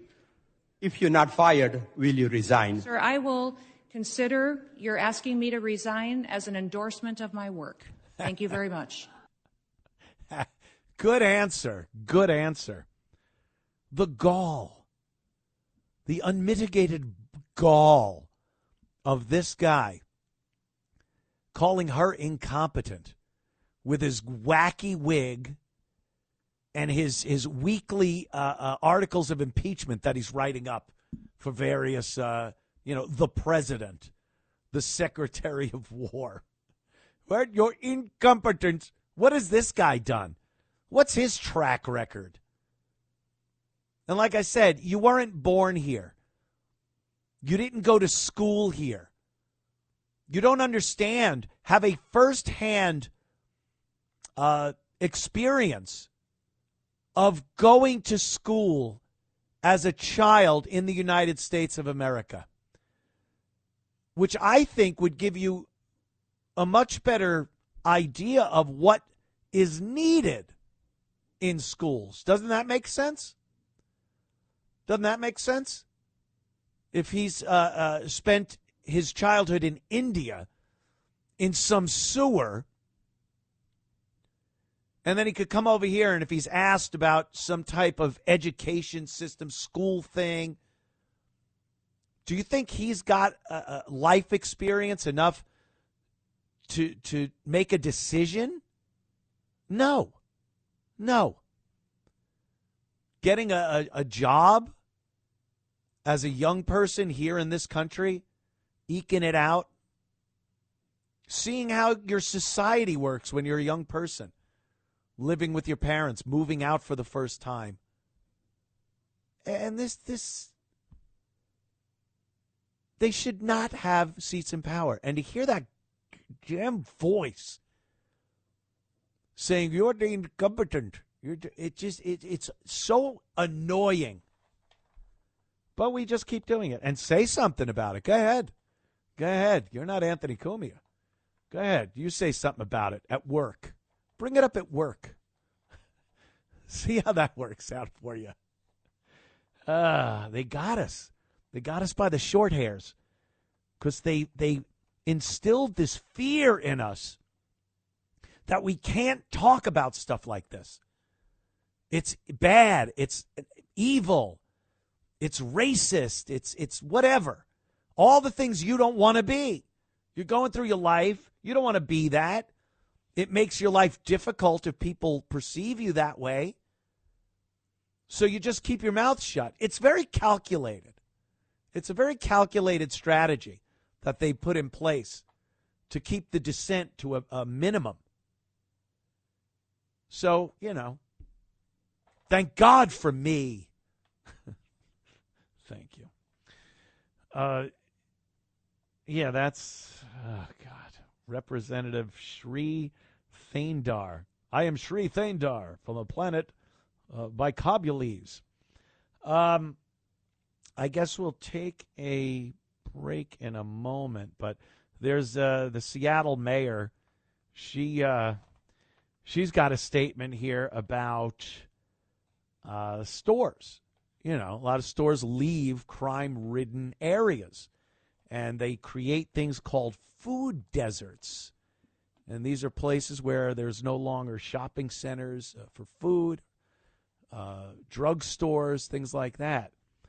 And she is the new mayor, Katie Wilson, in Seattle, and she will let you know, ladies and gentlemen, that these stores will be held accountable. That's right. But it's Seattle. What do you expect? What the hell do you expect? We'll be back in moments. Stick around. It's the Anthony Cumia Show on the Red Apple Podcast Network. It's the Anthony Cumia Show on the Red Apple Podcast Network. The Anthony Cumia Show. Thanks for tuning in. I was talking about the Seattle, the new mayor there in Seattle, just elected, Katie Wilson. And she is taking a page out of Zoran Mamdani's book when it comes to grocery stores and retail stores. She doesn't like the idea of these greedy, selfish businesses, corporations, running stores in her city. So she wants a state-run kind of grocery store thing. You know, these wannabe commies, they get elected in these terrible trash liberal cities, and then they all just run on the same policies, the same nonsense. So she must have seen that Zoran's doing very well with his idiots, talking about free buses, which will never happen, and state-run grocery stores, which will never happen. These things won't happen. He has no authority to do that. But the idiots that voted for him are like, yeah, free buses, and screw the man. We're going to have our own grocery stores. Remember, what was that in the Wall Street, Occupy Wall Street? That was like the first real iteration of the liberal masses getting together and doing the whole, we're not going to take it anymore, man. And it's always been a joke. They can't get through a week without turning on each other, and they're completely incompetent when it comes to taking care of themselves. Most of them have pretty well-off parents, and they just hate them, so they want to do the opposite of what their parents do. It's so typical. It's textbook. And they would have these gardens. Black Lives Matter did it too. And Chaz. Remember Chaz would pop up in places, and it was, we're running things here now, man. We took over the street and the little town square. We're putting gardens. We're gonna feed each other. And within a week, they're shooting and stabbing each other, and rape and robbery, and their gardens are all torn up. They really think that they can do this. They think making a society is easy. They think all you got to do is be around cool people like us, and we could just live together. And yeah, it don't work that way. They're such idiots. So they put these gardens up, and they don't know how to grow anything. Nothing ever sprouted. They were never together at a place getting along or organized enough for even a plant to sprout. But they had these delusions that they'd be growing food and sitting together and discussing world issues at night in a tent with a fire, eating the food that they grew. And no, it didn't work out. They had to go home. Mommy told them they had to go home. So, or Mommy told them if they don't come home, they're shutting their cell phone off. So Seattle's one of those cities. Let's be real here. It's not a place where there's brain surgeons. So Katie Wilson, she has something to say to the stores that would leave some of these crime-ridden cities. Let's listen to Katie Wilson, the Seattle mayor. Access to affordable, healthy food is a basic right. We cannot allow giant grocery chains to stomp all over our communities, close stores at will, and leave behind food deserts. Together we can build a Seattle where fresh food is for everyone, not just for those who can afford it. Food deserts are not natural. Corporations create them when they abandon our communities. As mayor, I'm excited to step up and with UFCW explore public option grocery stores to fill those gaps. Fill the gap between your ears, you dunce. Oh, my God.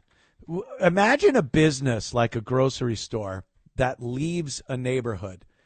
Do you think they're going, and it's so, it doesn't work what they're saying, because either they're so greedy these corporations, that they would go, we're making so much money off these minorities. Keep the store open 24 hours. We'll drain them of their welfare money. Or they're not getting business. They're being ripped off every day. The staff is being robbed or assaulted. And they go, yes, screw this. We're leaving. We're just going to leave.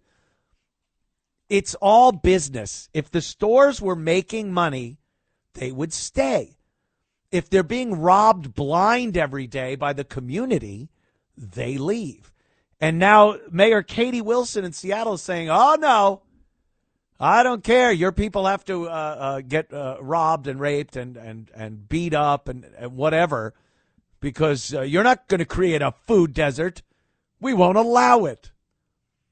A food desert. You know why it's not natural? Because we've never had to deal with such debauchery and crime in some of these communities. We are seeing what used to happen during riots when stores got looted. That's now called Monday. That's just business as usual. And when the big corporations have their meetings and they look at the books and they look at a store and go, wow, loss prevention is reporting an insane amount of loss. And we have a lot of pending litigation because of employees that have been injured and whatnot. Let's just close it. It's not worth it. All right, that store gets closed. Oh, you're creating a food desert. It's the store's fault? Is it the store's fault that they can't run a business because the community is treating it like a jail, like a prison ward? Unbelievable. But that's what we get. And it's never anyone's fault but big business and the Trump. All right. Back in moments. Stick around. It's the Anthony Cumia Show on the Red Apple Podcast Network. It's the Anthony Cumia Show on the Red Apple Podcast Network. The Anthony Cumia Show, and breaking news out of Brentwood, Los Angeles. 2 dead at Rob Reiner's L.A. home. LAPD's Robbery Homicide Division responds. In an incident that has sent shockwaves through Hollywood, 2 people have been found dead inside the Brentwood home of director Rob Reiner, the Los Angeles Police Department confirms to the Post. Officers were called to the home Sunday afternoon. It's currently unclear who the victims are, but a spokesperson for the department noted that detectives from the LAPD's Robbery Homicide Division were also on the scene. The Los Angeles Fire Department told NBC Los Angeles that a 78-year-old man and a 68-year-old woman were found dead inside the home. Yes, I checked. Rob Reiner is 78, and his wife is 68. The paramedics rushed to the home around 3:30 p.m. shortly after officers with the LAPD responded to the home following reports of an ambulance death investigation. Officers had the street blocked off in front of Reiner's house. The detectives could be seen going in and out of the residence. The Post reported at the scene observed Robert Reiner's home decked out in holiday decor. It's in a posh, high-end Brentwood neighborhood, just like OJ, with homes protected by large hedges and gates. Uh-oh. LAPD's robbery homicide is a unit responsible for handling high-profile investigations across the country. Well, Reiner, of course, we know the movies he did. Here he is with his wife. Did they do that? Did they put the picture and put his age and his wife's age? Because that's like, yeah, we don't know, but wow. So, look, not confirmed, but it certainly does look like Rob Reiner may have been murdered. But they don't know what it is. Murder-suicide? Murder. And then there's one post here that just says, R.I.P. Rob Reiner and his wife. Apparently they were murdered by their son, but there's no proof or indication or anything that I've heard as of yet that would say that. I'm going through Twitter here to see if there's any updates since I started talking mere minutes ago. Breaking news, 2 people dead. Well, I love how they just put the age now. We kind of know. 2 found dead. No, nothing really. I'll check the comments on this one. They're already rest in peace. Wikipedia already has him deceased. Jesus. Holy smoke. Wikipedia says you're dead. Let's see. Rob. Okay. Well, that's we'll keep you posted to the end of the show with this one. My goodness. Meathead. You know, I've brought him up numerous times on many programs over the course of the years because his politics and his attitude, like anyone that didn't agree with him should be, you know, he said horrible things about people, wishing death on people, Donald Trump being one of them. He has said many nasty things about President Trump and, you know, the wish that he would be gone. You know, maybe he'd be subtle about it, but we all knew where Rob Reiner was going with it. And I'm very interested to see what this was. Robbery, homicide. It doesn't mean it's a homicide due to robbery. It's robbery and homicide. I don't know anything about his kids or if there had ever been any previous problems with his kids. And there was only one post, and I read the comments under that, and people were like, where are you even getting this from? So I don't know. But people, hey, you know, the age of the Internet. It is 2025, and X, you cannot keep information off of X. And very quickly, they figure out what's going on, the players, how it happened, and we get the real story. But wow, Rob Reiner, apparently dead. Let me say that. Rob Reiner apparently dead at 78 years old. My good. And I was just going to go into some celebrity news here. Jon Stewart and Rachel Maddow among 2025 Walter Cronkite Award winners for excellence in political journalism. Oh, God.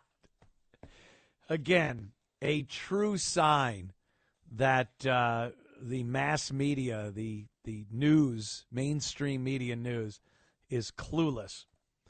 No one gives 2 craps what Rachel Maddow has to say about anything. And Jon Stewart, he's done a couple of things that has gotten attention and that has actually been good. I don't know about his journalism, but he's used his celebrity in order to get laws passed, or actually just, you know, any law that was written about veterans that have become ill because of these burn pits in Iraq during that war, and also the 9/11, the first responders at the World Trade Center site, a lot of them suffering from diseases now, and Jon Stewart was at the forefront of saying, hey, you got to fess up money and pay for these guys' health care. And those are great points. And, yeah, I agree with him doing that and that he should be honored for that. But as far as excellence in political journalism, and especially Rachel Maddow, Jon Stewart will be honored with the first ever award for new comedic news and commentary category. Oh, so there's a comedic category, and he of course he won that one. Walter Cronkite Award for Excellence in Political Journalism. And here now the news. The USC Annenberg Norman Lear Center announced Wednesday the event take place December 12th. I guess that was a couple of days ago at the National Press Club in D.C. Recognized Rachel Maddow, Scott Pelley for 60 Minutes, Peter Alexander for NBC News, and Julio Vaquero for Noticias Telemundo. Noticias Telemundo. Yeah, because that's what you get. That's what you get, people.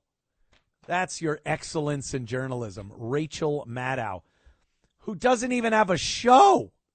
What is she doing? Is she still on that terrible MSNOW? Is she doing podcasts? No one watched her.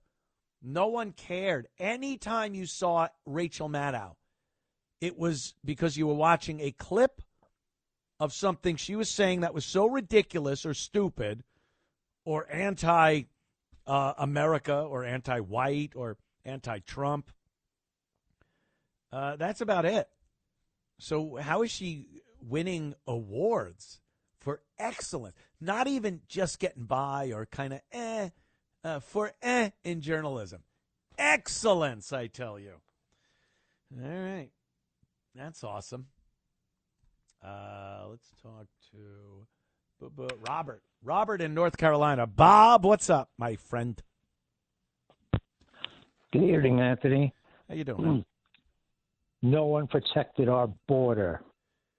I am ashamed and disgraced that the people in this country, all these ex-military and people who say they're patriots, if I had the money, the training, I would have organized a whole bunch of people into militias to conduct overwatch on our borders and repel these invaders by force if necessary. Doesn't that sound like a good thing? Doesn't that sound like a 1700s thing that people would have done in this country? But it's, it's so inconceivable these days. You get three friends together and you arm yourselves to do anything. And alcohol, tobacco, and firearms, the CIA, the FBI, they're all over you. There's no way you could put together any organization that's armed to do anything in this country. It really is astounding because that used to be the strength of America way back when, was that the people were armed, and if there was this incursion of hostiles over one of our borders, people would be dispatched down there, militias to handle it.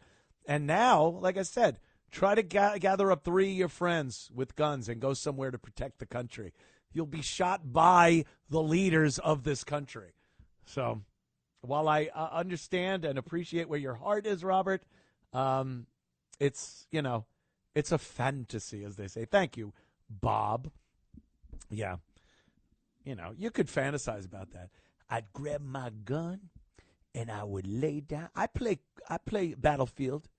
I play Battlefield 6. I know what the dilly. I could take out some people coming across the Rio Grande. Yeah, it's a fantasy. Watch a movie about it. Watch what is that? Wolverines. Watch that movie. All right. Don't go anywhere. We still got more show in moments. The Anthony Cumia Show will continue. It's the Anthony Cumia Show on the Red Apple Podcast Network. It's the Anthony Cumia Show on the Red Apple Podcast Network. Yep. Anthony Cumia Show. Just looking into the Rob Reiner thing. Apparently they've confirmed Rob Reiner is dead. And I've just been looking at some history here, trying to see if there's anything with the kids. Because there was one post that said his son, but nothing about that. I've seen anything further. Let's see. Reiner married actress-director Penny Marshall in 1971. He adopted Marshall's daughter, actress Tracy Reiner, from a previous marriage to Michael Henry. Well, this sounds like quite the web they've wove. Reiner and Marshall divorced in 1981. Reiner was introduced to his future wife, photographer Michelle Singer, while directing When Harry Met Sally. All right, let's see. He also married Singer in 1989. They have 3 children, Jake, born in 91, and Nick, born in 93, and Rami, born in 97. Let's say Reiner. I'm trying to see if there's any craziness in the family, but I don't know. I'm not seeing anything.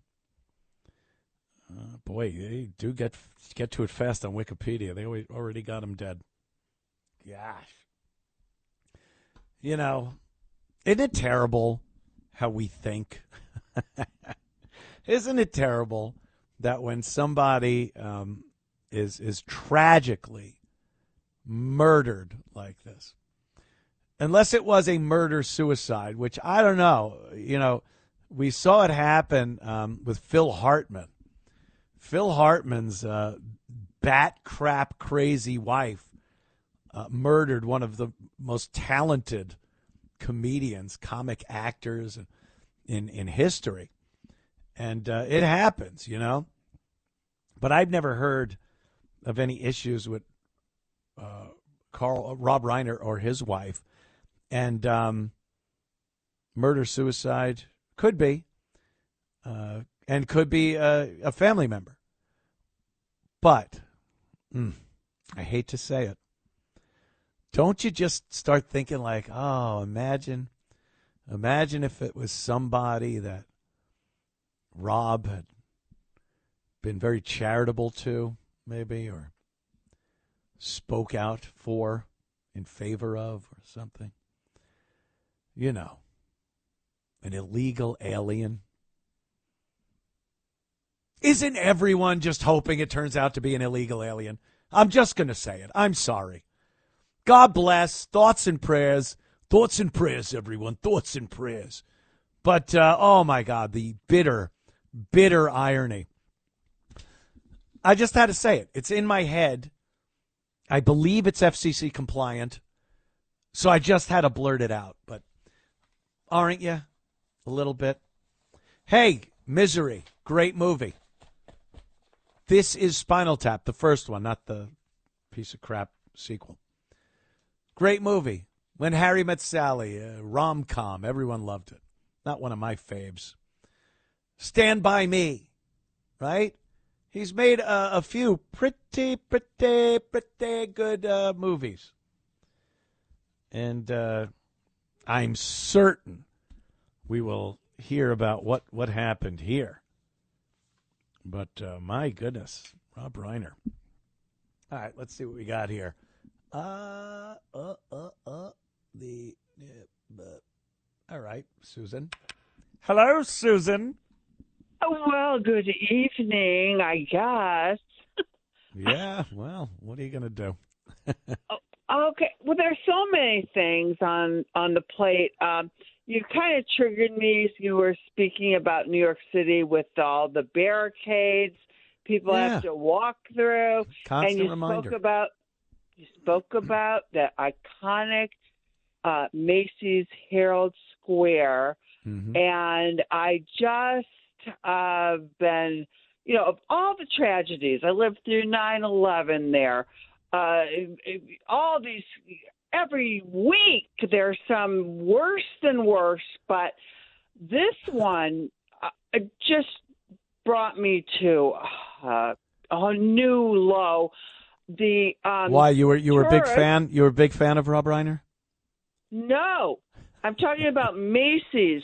The tourist, the California tourist who was at Macy's shopping Yep. And went into the ladies' room on the 7th floor Stabbed. to change her baby. Yep. And was stabbed. She was stabbed and attacked by a deranged individual, a woman, lunatic, who was just released from a psychiatric hospital hours before. Yes. And it's what you were saying before. How innocent people, how this totally just ridiculous, inane system is allowing these criminally insane people to just prey on victims. Now, God bless the baby, the father somehow, the mother, the mothers get heroic strength when anything is going with their baby. So she was able to save her baby. Yes. She was stabbed in the back. In the back. I can't even imagine. Dad, you staying that for supper? building. I know. What, honey? No, That I was makes just. you want to have a couple double vitamin Yeah, D Susan. vodkas, you know? Grab a couple of double vodkas, and that'll distract you at least temporarily from the atrocities going on in the world. But yeah, like that woman was let out of a psych institution or ward in a hospital and immediately stabbed this woman. Now, what was the criteria for her to get out of that mental institution? Who signed the paper that released that woman into society so she could stab somebody? And how can we stop letting that happen? I don't know, because no one really wants to address it, Susan. All right, have some on me. Have a drink on me. Get her a drink. Get her a drink. No, I'll pay. Get her a drink on me. You shine box, Susan. She's great. Jacob Frey. We talk about this guy every so often, and especially of late, because he is the mayor of Minneapolis, Minnesota. And that place is just a haven for Somalis. You like your Somali food? That's a popular item, right? Oh, I can't tell you how much I got to scroll to get through all the Somali choices when I'm getting Uber Eats or DoorDash or something. So many. And then, when I'm walking through Greenville and I'm looking around at the restaurants and I go, God, how many more Somali restaurants are they going to put here? But the food is just so good. And that's really the reason. Good food. We saw the video last week of Mayor Jacob Frey, eating a pile of what looked like moose dung. Just a big bowl full of some of the most heinous-looking crap, Somali food. And he's shoveling it in his face, and he looked like he was going to vomit. He really looked like he was going to be sick to his stomach. Because we're not cut out for that kind of food. Don't test your digestive system. All right. So I might have to play this after we get back from a break. But so he did that. He loves to pander. He loves pandering to his constituency, the citizens of Minneapolis, Minnesota. So that's why he ate the food. That's why he goes to these Somali functions and tries to dance in Somali fashion, which I don't know what that is, but it certainly doesn't seem to be what he's doing. And they must just point and laugh at this guy. He's got to be the guy they just point and laugh at and go, oh, look at this buffoon. He is so stupid. But he's pandering constantly. And, of course, he's the one that knelt down at George Floyd's golden casket and wept like it was his mother, like it was his father's brother in the casket. So when we get back, we'll see what the newest pandering Jacob Frey is doing to his Somali constituents. And I got to say, I am all for it. This one, I'm all for. Be back in moments with more of the show. It's the Anthony Cumia Show on the Red Apple Podcast Network. It's the Anthony Cumia Show on the Red Apple Podcast Network. The Anthony Cumia Show, nothing new on the Rob Reiner front. Rob Reiner and his wife Michelle found dead in their L.A. home with knife wounds. Oh, boy. Oh, boy. Let me see what that's all about. The legendary director and his wife have died. TMZ has confirmed. As we told you, 2 dead bodies were found. One source says they suffered lacerations consistent with a knife. The homicide division is investigating. Now, I have watched many, many crime shows. And if you're out on the street and being mugged or robbed or something, a knife is sometimes used as a weapon in those cases. But in your house, a husband and wife, a father and a mother, getting stabbed or lacerated to death, that's a very personal thing. Knives are very personal. A lot of times if you watch an interrogation video and the husband is saying he didn't do it and the wife had been stabbed like 68 times in certain very sensitive areas of the body and stuff, and you just go, oh, it's the husband. A burglar, someone who wants to rob you, doesn't do that. And this took place in the afternoon. So this wasn't like a nighttime breaking in, trying to steal something. And Rob Reiner and his wife came up. This is interesting. It could be a family thing. Could be a family squabble that went sideways.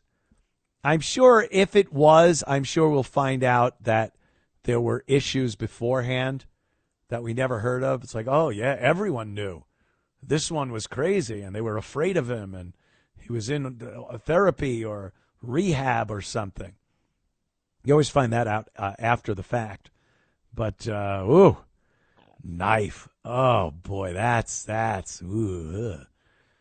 A gun, that's no piece of cake either, but one to the noggin, and you won't even know what hit you. A knife is like, what are you doing? You're putting something through my body, and it's, that takes a little bit. You get to really know what's happening.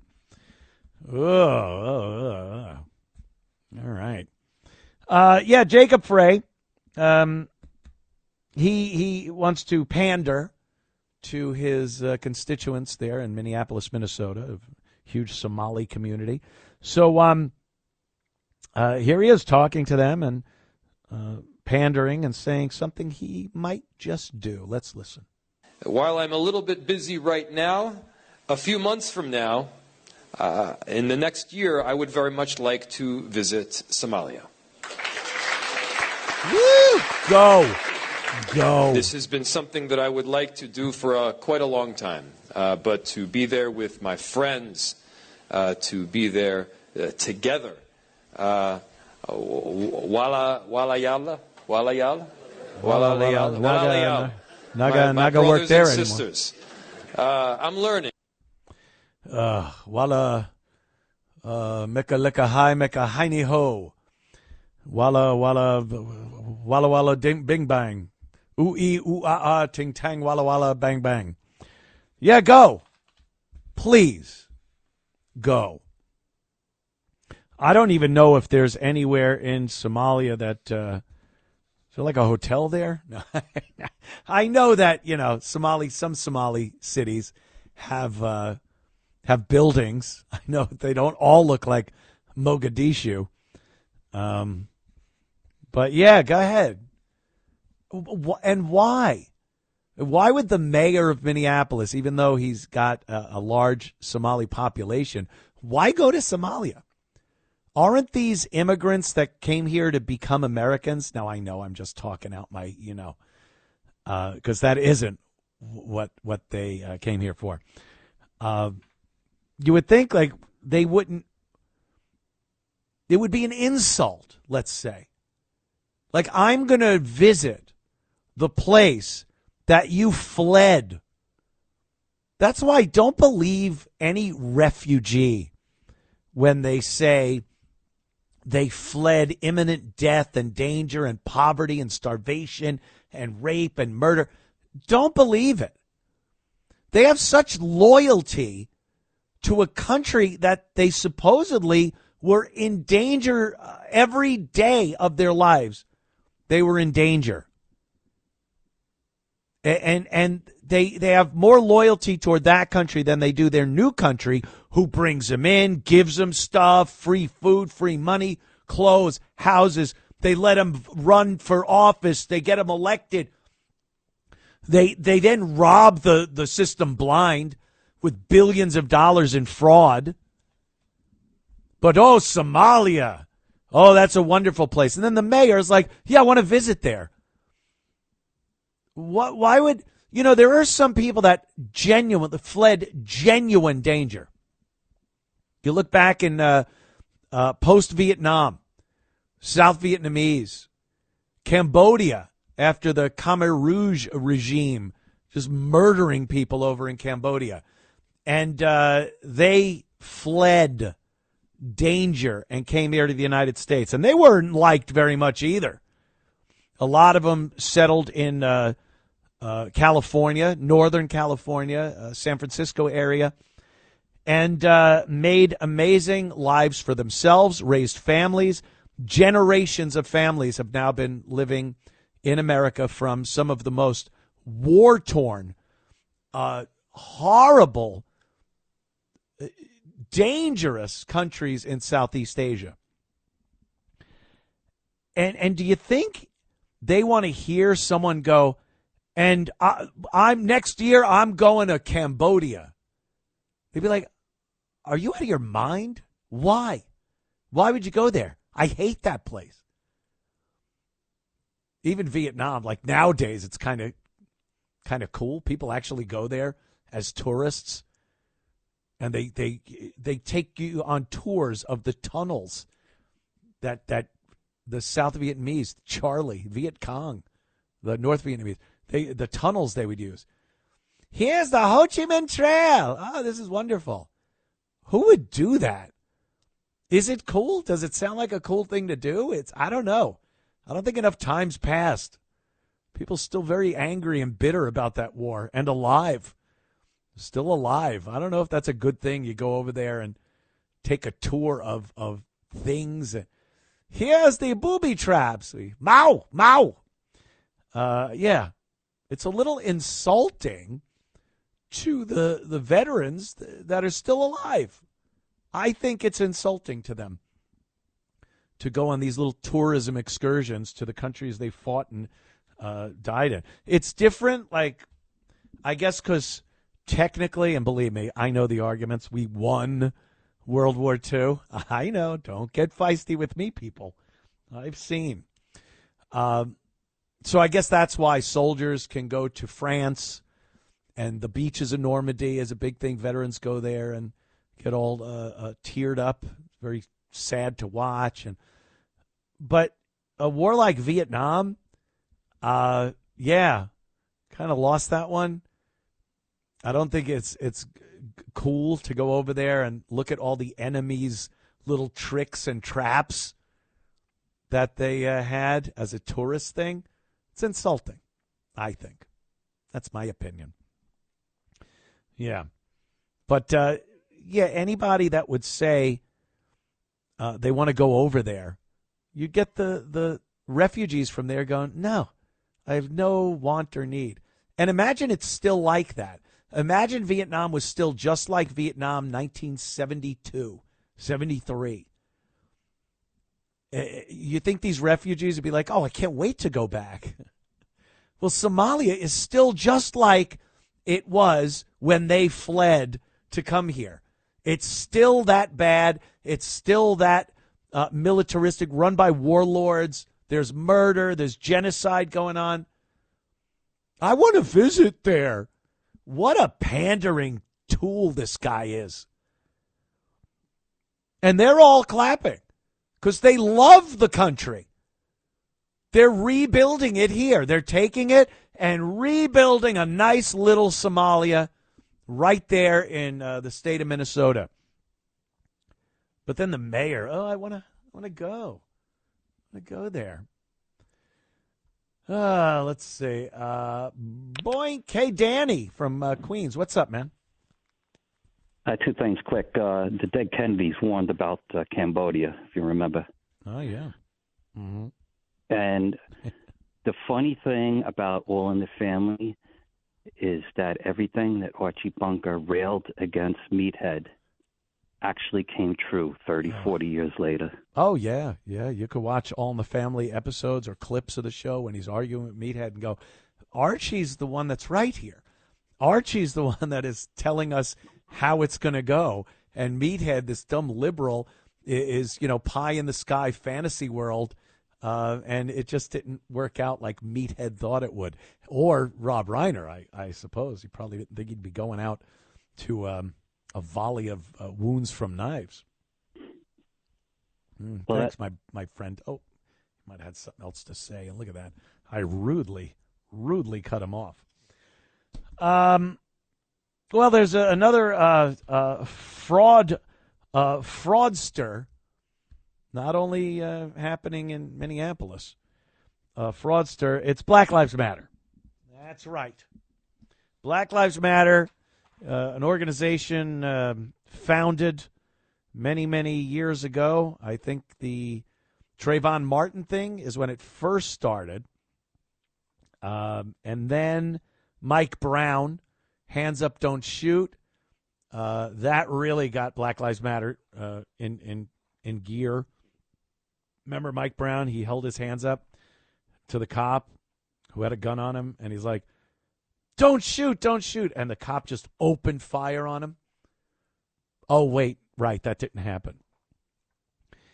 Mike Brown struggled for the cop's gun and was subsequently dispatched. And Black Lives Matter started there. And then, of course, please, George Floyd. George Floyd, that was the big one, 2020. That is when Black Lives Matter really took off. The riots, the arson, and Black Lives Matter was funded to the tune of millions upon millions of dollars. And no accounting. No accounting. Multiple chapters in every city. In every city, there was a Black Lives Matter chapter that was raising money like nobody's business, and no one was looking into it. Where's this money going? Where's it coming from? Who's buying stuff with it? Is it going to black communities to help because Black Lives Matter? Apparently not in Oklahoma City. Tashella Dickerson. Tashella. I was saying the other day, it sounds like, hey, pass the Tashella, huh? Oh, that's the best. You put some rigot on there. I had manigot with the Tashella. Tashella Dickerson. Dickerson. Black Lives Matter Oklahoma City leader was just indicted for wire fraud and money laundering. Black Lives Matter Oklahoma City reportedly raised more than $5.6 million in bail funds to free George Floyd rioters. So the money was pouring in. Hollywood celebrities were saying to donate money. They were donating their own money. And corporations, oh, my God. You can't buy better publicity than opening up that checkbook and writing out a check for Black Lives Matter. Look at me. Look at us. We're not racist here at the Frito-Lay Corporation. All right. Okay. Nike, we're not racist. And then they fill out these checks, millions of dollars, and send it off to Black Lives Matter. And that had been going on for years with no accounting whatsoever. Astounding. It really is astounding. I guess asking for records of where this money's going would have been considered racist. So they raised this money for bail. What this woman would do is use the money for bail. And then the person that was charged with something would go to court, and nothing happened to these people. Remember, they would be arrested and charged with something. They'd bail them out. They'd go to court and be like, oh, yeah, charges all dismissed. So after that, they would return the bail money. Well, guess who they returned it to? To Shella Dickerson. Yeah. She's the one that took the money back and put it in her own account to the tune of $3.15 million out of the $5.6 million. $3.15 million.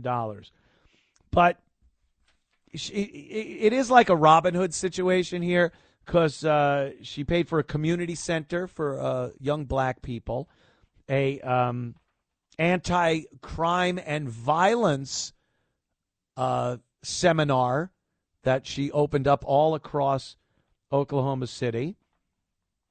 Child care, $3.1 million can buy a lot of child care. Oh, wait. Oh, I'm sorry. No. I've mistaken what she used the money for. I'm sorry. The money was used to pay for luxury vacations, retail shopping, $50,000 in food from DoorDash. $50,000. And for her, that's probably an extra $2 for the tip. A vehicle and six rental properties in Oklahoma City. You know, what's good is stealing money if you can't make money off the money you stole?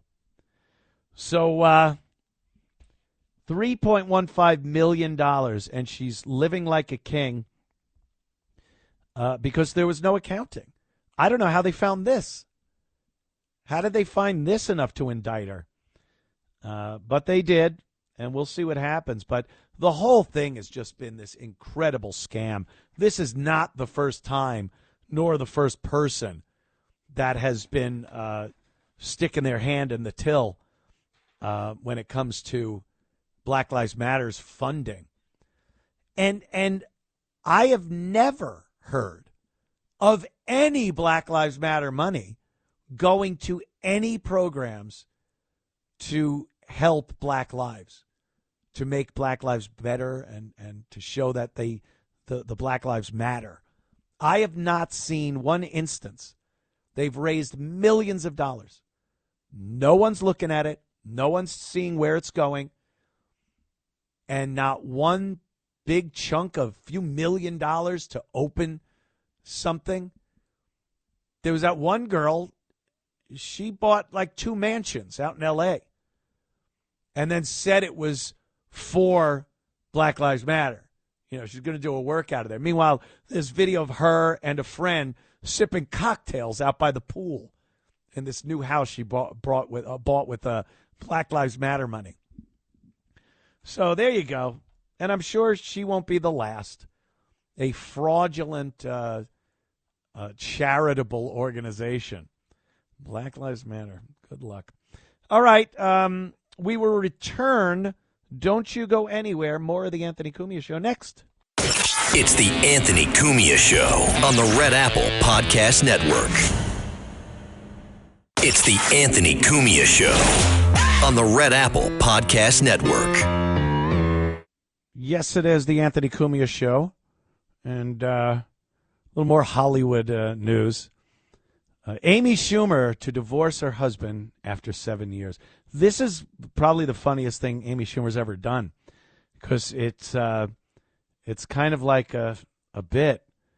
So her husband's a chef, Chris Fisher, and she's always been pretty rotund since they got married, especially. Over that 7 years, she ballooned up like crazy. And then recently we're seeing a more svelte, thinner Amy Schumer. And there are all kinds of rumors, speculation, that she's one of the Ozempic people, that she's been taking Ozempic and lost a bunch of weight, and now she doesn't need a chef husband. She just doesn't need a husband that would cook her gourmet meals and shove them down her throat on a nightly basis. So, the second she lost the weight, poor guy, he's got to deal with fat Amy Schumer for 7 years. She finally gets thin, and that's it, marriage over. And then no more news on the Rob Reiner situation yet. Nothing new anyway. Just reiterating the knife wounds. Brentwood. That's a nice neighborhood, man. That's a nice neighborhood. Why don't people complain that Brentwood, Los Angeles, that's where O.J. lived? Remember the videos from O.J.'s house and the neighborhood, the Brentwood mansion? Why don't people complain that Brentwood isn't affordable? You know, everyone's like, oh, New York City. You know, why isn't New York City affordable to people? We need to make New York affordable. Why? Brentwood isn't affordable. Beverly Hills isn't affordable. For some reason, you know, they don't want to make Brentwood affordable. I wonder why. I wonder what that would do. I'm just trying to find any new statements on there. All right. Nothing new. We'll find out. A knife, though, like I was saying, very, very personal way to off somebody. So I don't know. I don't know what that's going to do. And Joaquin, the last call of the show. Joaquin from Pennsylvania, of course. What's up, man? Hey, good evening there, Mr. Cumia. You know something? We better get our act together, because if we lose the 2026 midterms, I think it's going to be the beginning of the end of Western civilization, white Western civilization. You know, and if we don't wake up and see that that's exactly what it is they're doing. And, you know, this whole attack on toxic masculinity, you know, what do they got to get rid of in order to defeat us? Toxic masculinity, get rid of our guns, you know, the right to self-defense. And I bet you that hero didn't even know how to use that gun, so maybe that's why he didn't shoot the guy. You know what, Joaquin? That's a great point, because I watched the video a few times, and when he picked it up, it didn't look like he knew what the hell to do with it. He was holding it very awkwardly, and he didn't know what to do with it. He actually walked back and leaned it on a tree. He just leaned the rifle on a tree, and then I'm not sure if it was him or someone else. They ran up to the father as he was walking back to his son on that bridge that they used to shoot from, and tried to throw something at him. Dude, you got a gun. What are you throwing at this guy? He should have dispatched him right there. The second he took that gun and swung it toward him, and you even hear the guy recording it, you hear him go like, oh, like he was waiting to hear that gun fire and watch that guy drop. And he just let him go. It's like Saving Private Ryan when they let that German guy go, and then that's the guy that ends up shooting Tom Hanks at the end of the movie. Why the hell would you let this guy go? And you could have, you know, they're calling him a hero. And like I said, I get that to a point. And they're like, oh, he saved so many more people from being shot. Did he? The father just walked back to his son. They had more guns laying there. He picked one up and continued firing at people. You really could have saved lives by cutting down on 50% of the shooting, by killing the guy that you had a gun on, that was shooting people, that ended up shooting you in the arm and the side, it looked like. So, to me, I think they're out of proportion, this whole hero thing. Sorry, I'm not on board. You know, if there's one more thing real quick, I'm getting disgusted watching these ICE agents constantly being repelled, you know, by these massive crowds. Yeah. As I look up Posse Comitatus, the National Guard actually is allowed to be used to defend, you know, to enforce federal law. So in other words, if immigration falls under the jurisdiction of federal law, that means that we can use the National Guard to enforce that federal law. And those ICE agents should never be forced into, you know, out of a neighborhood by the people there, gathering up into a mob and making them retreat. So if I was president, I'd be going in there. I'd be getting ready and going in with an army and start throwing people into buses and deporting them. And unfortunately, that's their constitutional right, the right to a swift, speedy and swift deportation. And I'm tired of this image of us being defeated. Yep. I hear you, Joaquin. Thank you, man. I appreciate your calls, as usual. There you go. And what a great show. I thank you so much, the callers. And, wow, that breaking news on Rob Reiner, that was something. Be keeping an eye on that one. I do appreciate you tuning in every week. And you could follow me on X, my X account, Anthony Cumia. It's that simple, Anthony Cumia. And then I have an Instagram, anthony.cumia. Some doggy pictures up there. My Belgian Malinois, who's been biting the hell out of me. They're gentle bites, though, for a Malinois, which is a hard bite for any other dog. And we'll be back next week. So tune in then. Until then, have yourselves a great week. Be safe. And, give your loved ones a little kiss. All right? Take a tizzy. Thanks for listening to The Anthony Cumia Show. You can hear The Anthony Cumia Show Sunday nights at 8. If you like the podcast, share it with your friends and listen anytime at WABCRadio.com and download the WABC Radio app. Hit that subscribe button on all major podcast platforms. Plus, follow WABC on social on Instagram, TikTok, Facebook, and X. See you next time for a new episode so you never have to wonder. What the heck is going on here? There are black beans, and then there are Goya black beans. Whole, plump, delicious, and loved by all kinds of chefs. The professional chefs at Chef's Best love them so much, they awarded our beans their Excellence Award. At Home Chefs love them so much, they awarded our beans the internationally acclaimed Goya black beans. Whole, plump, and oh so delicious. Find them in the Goya section of your local grocery store. If it's Goya, it has to be good.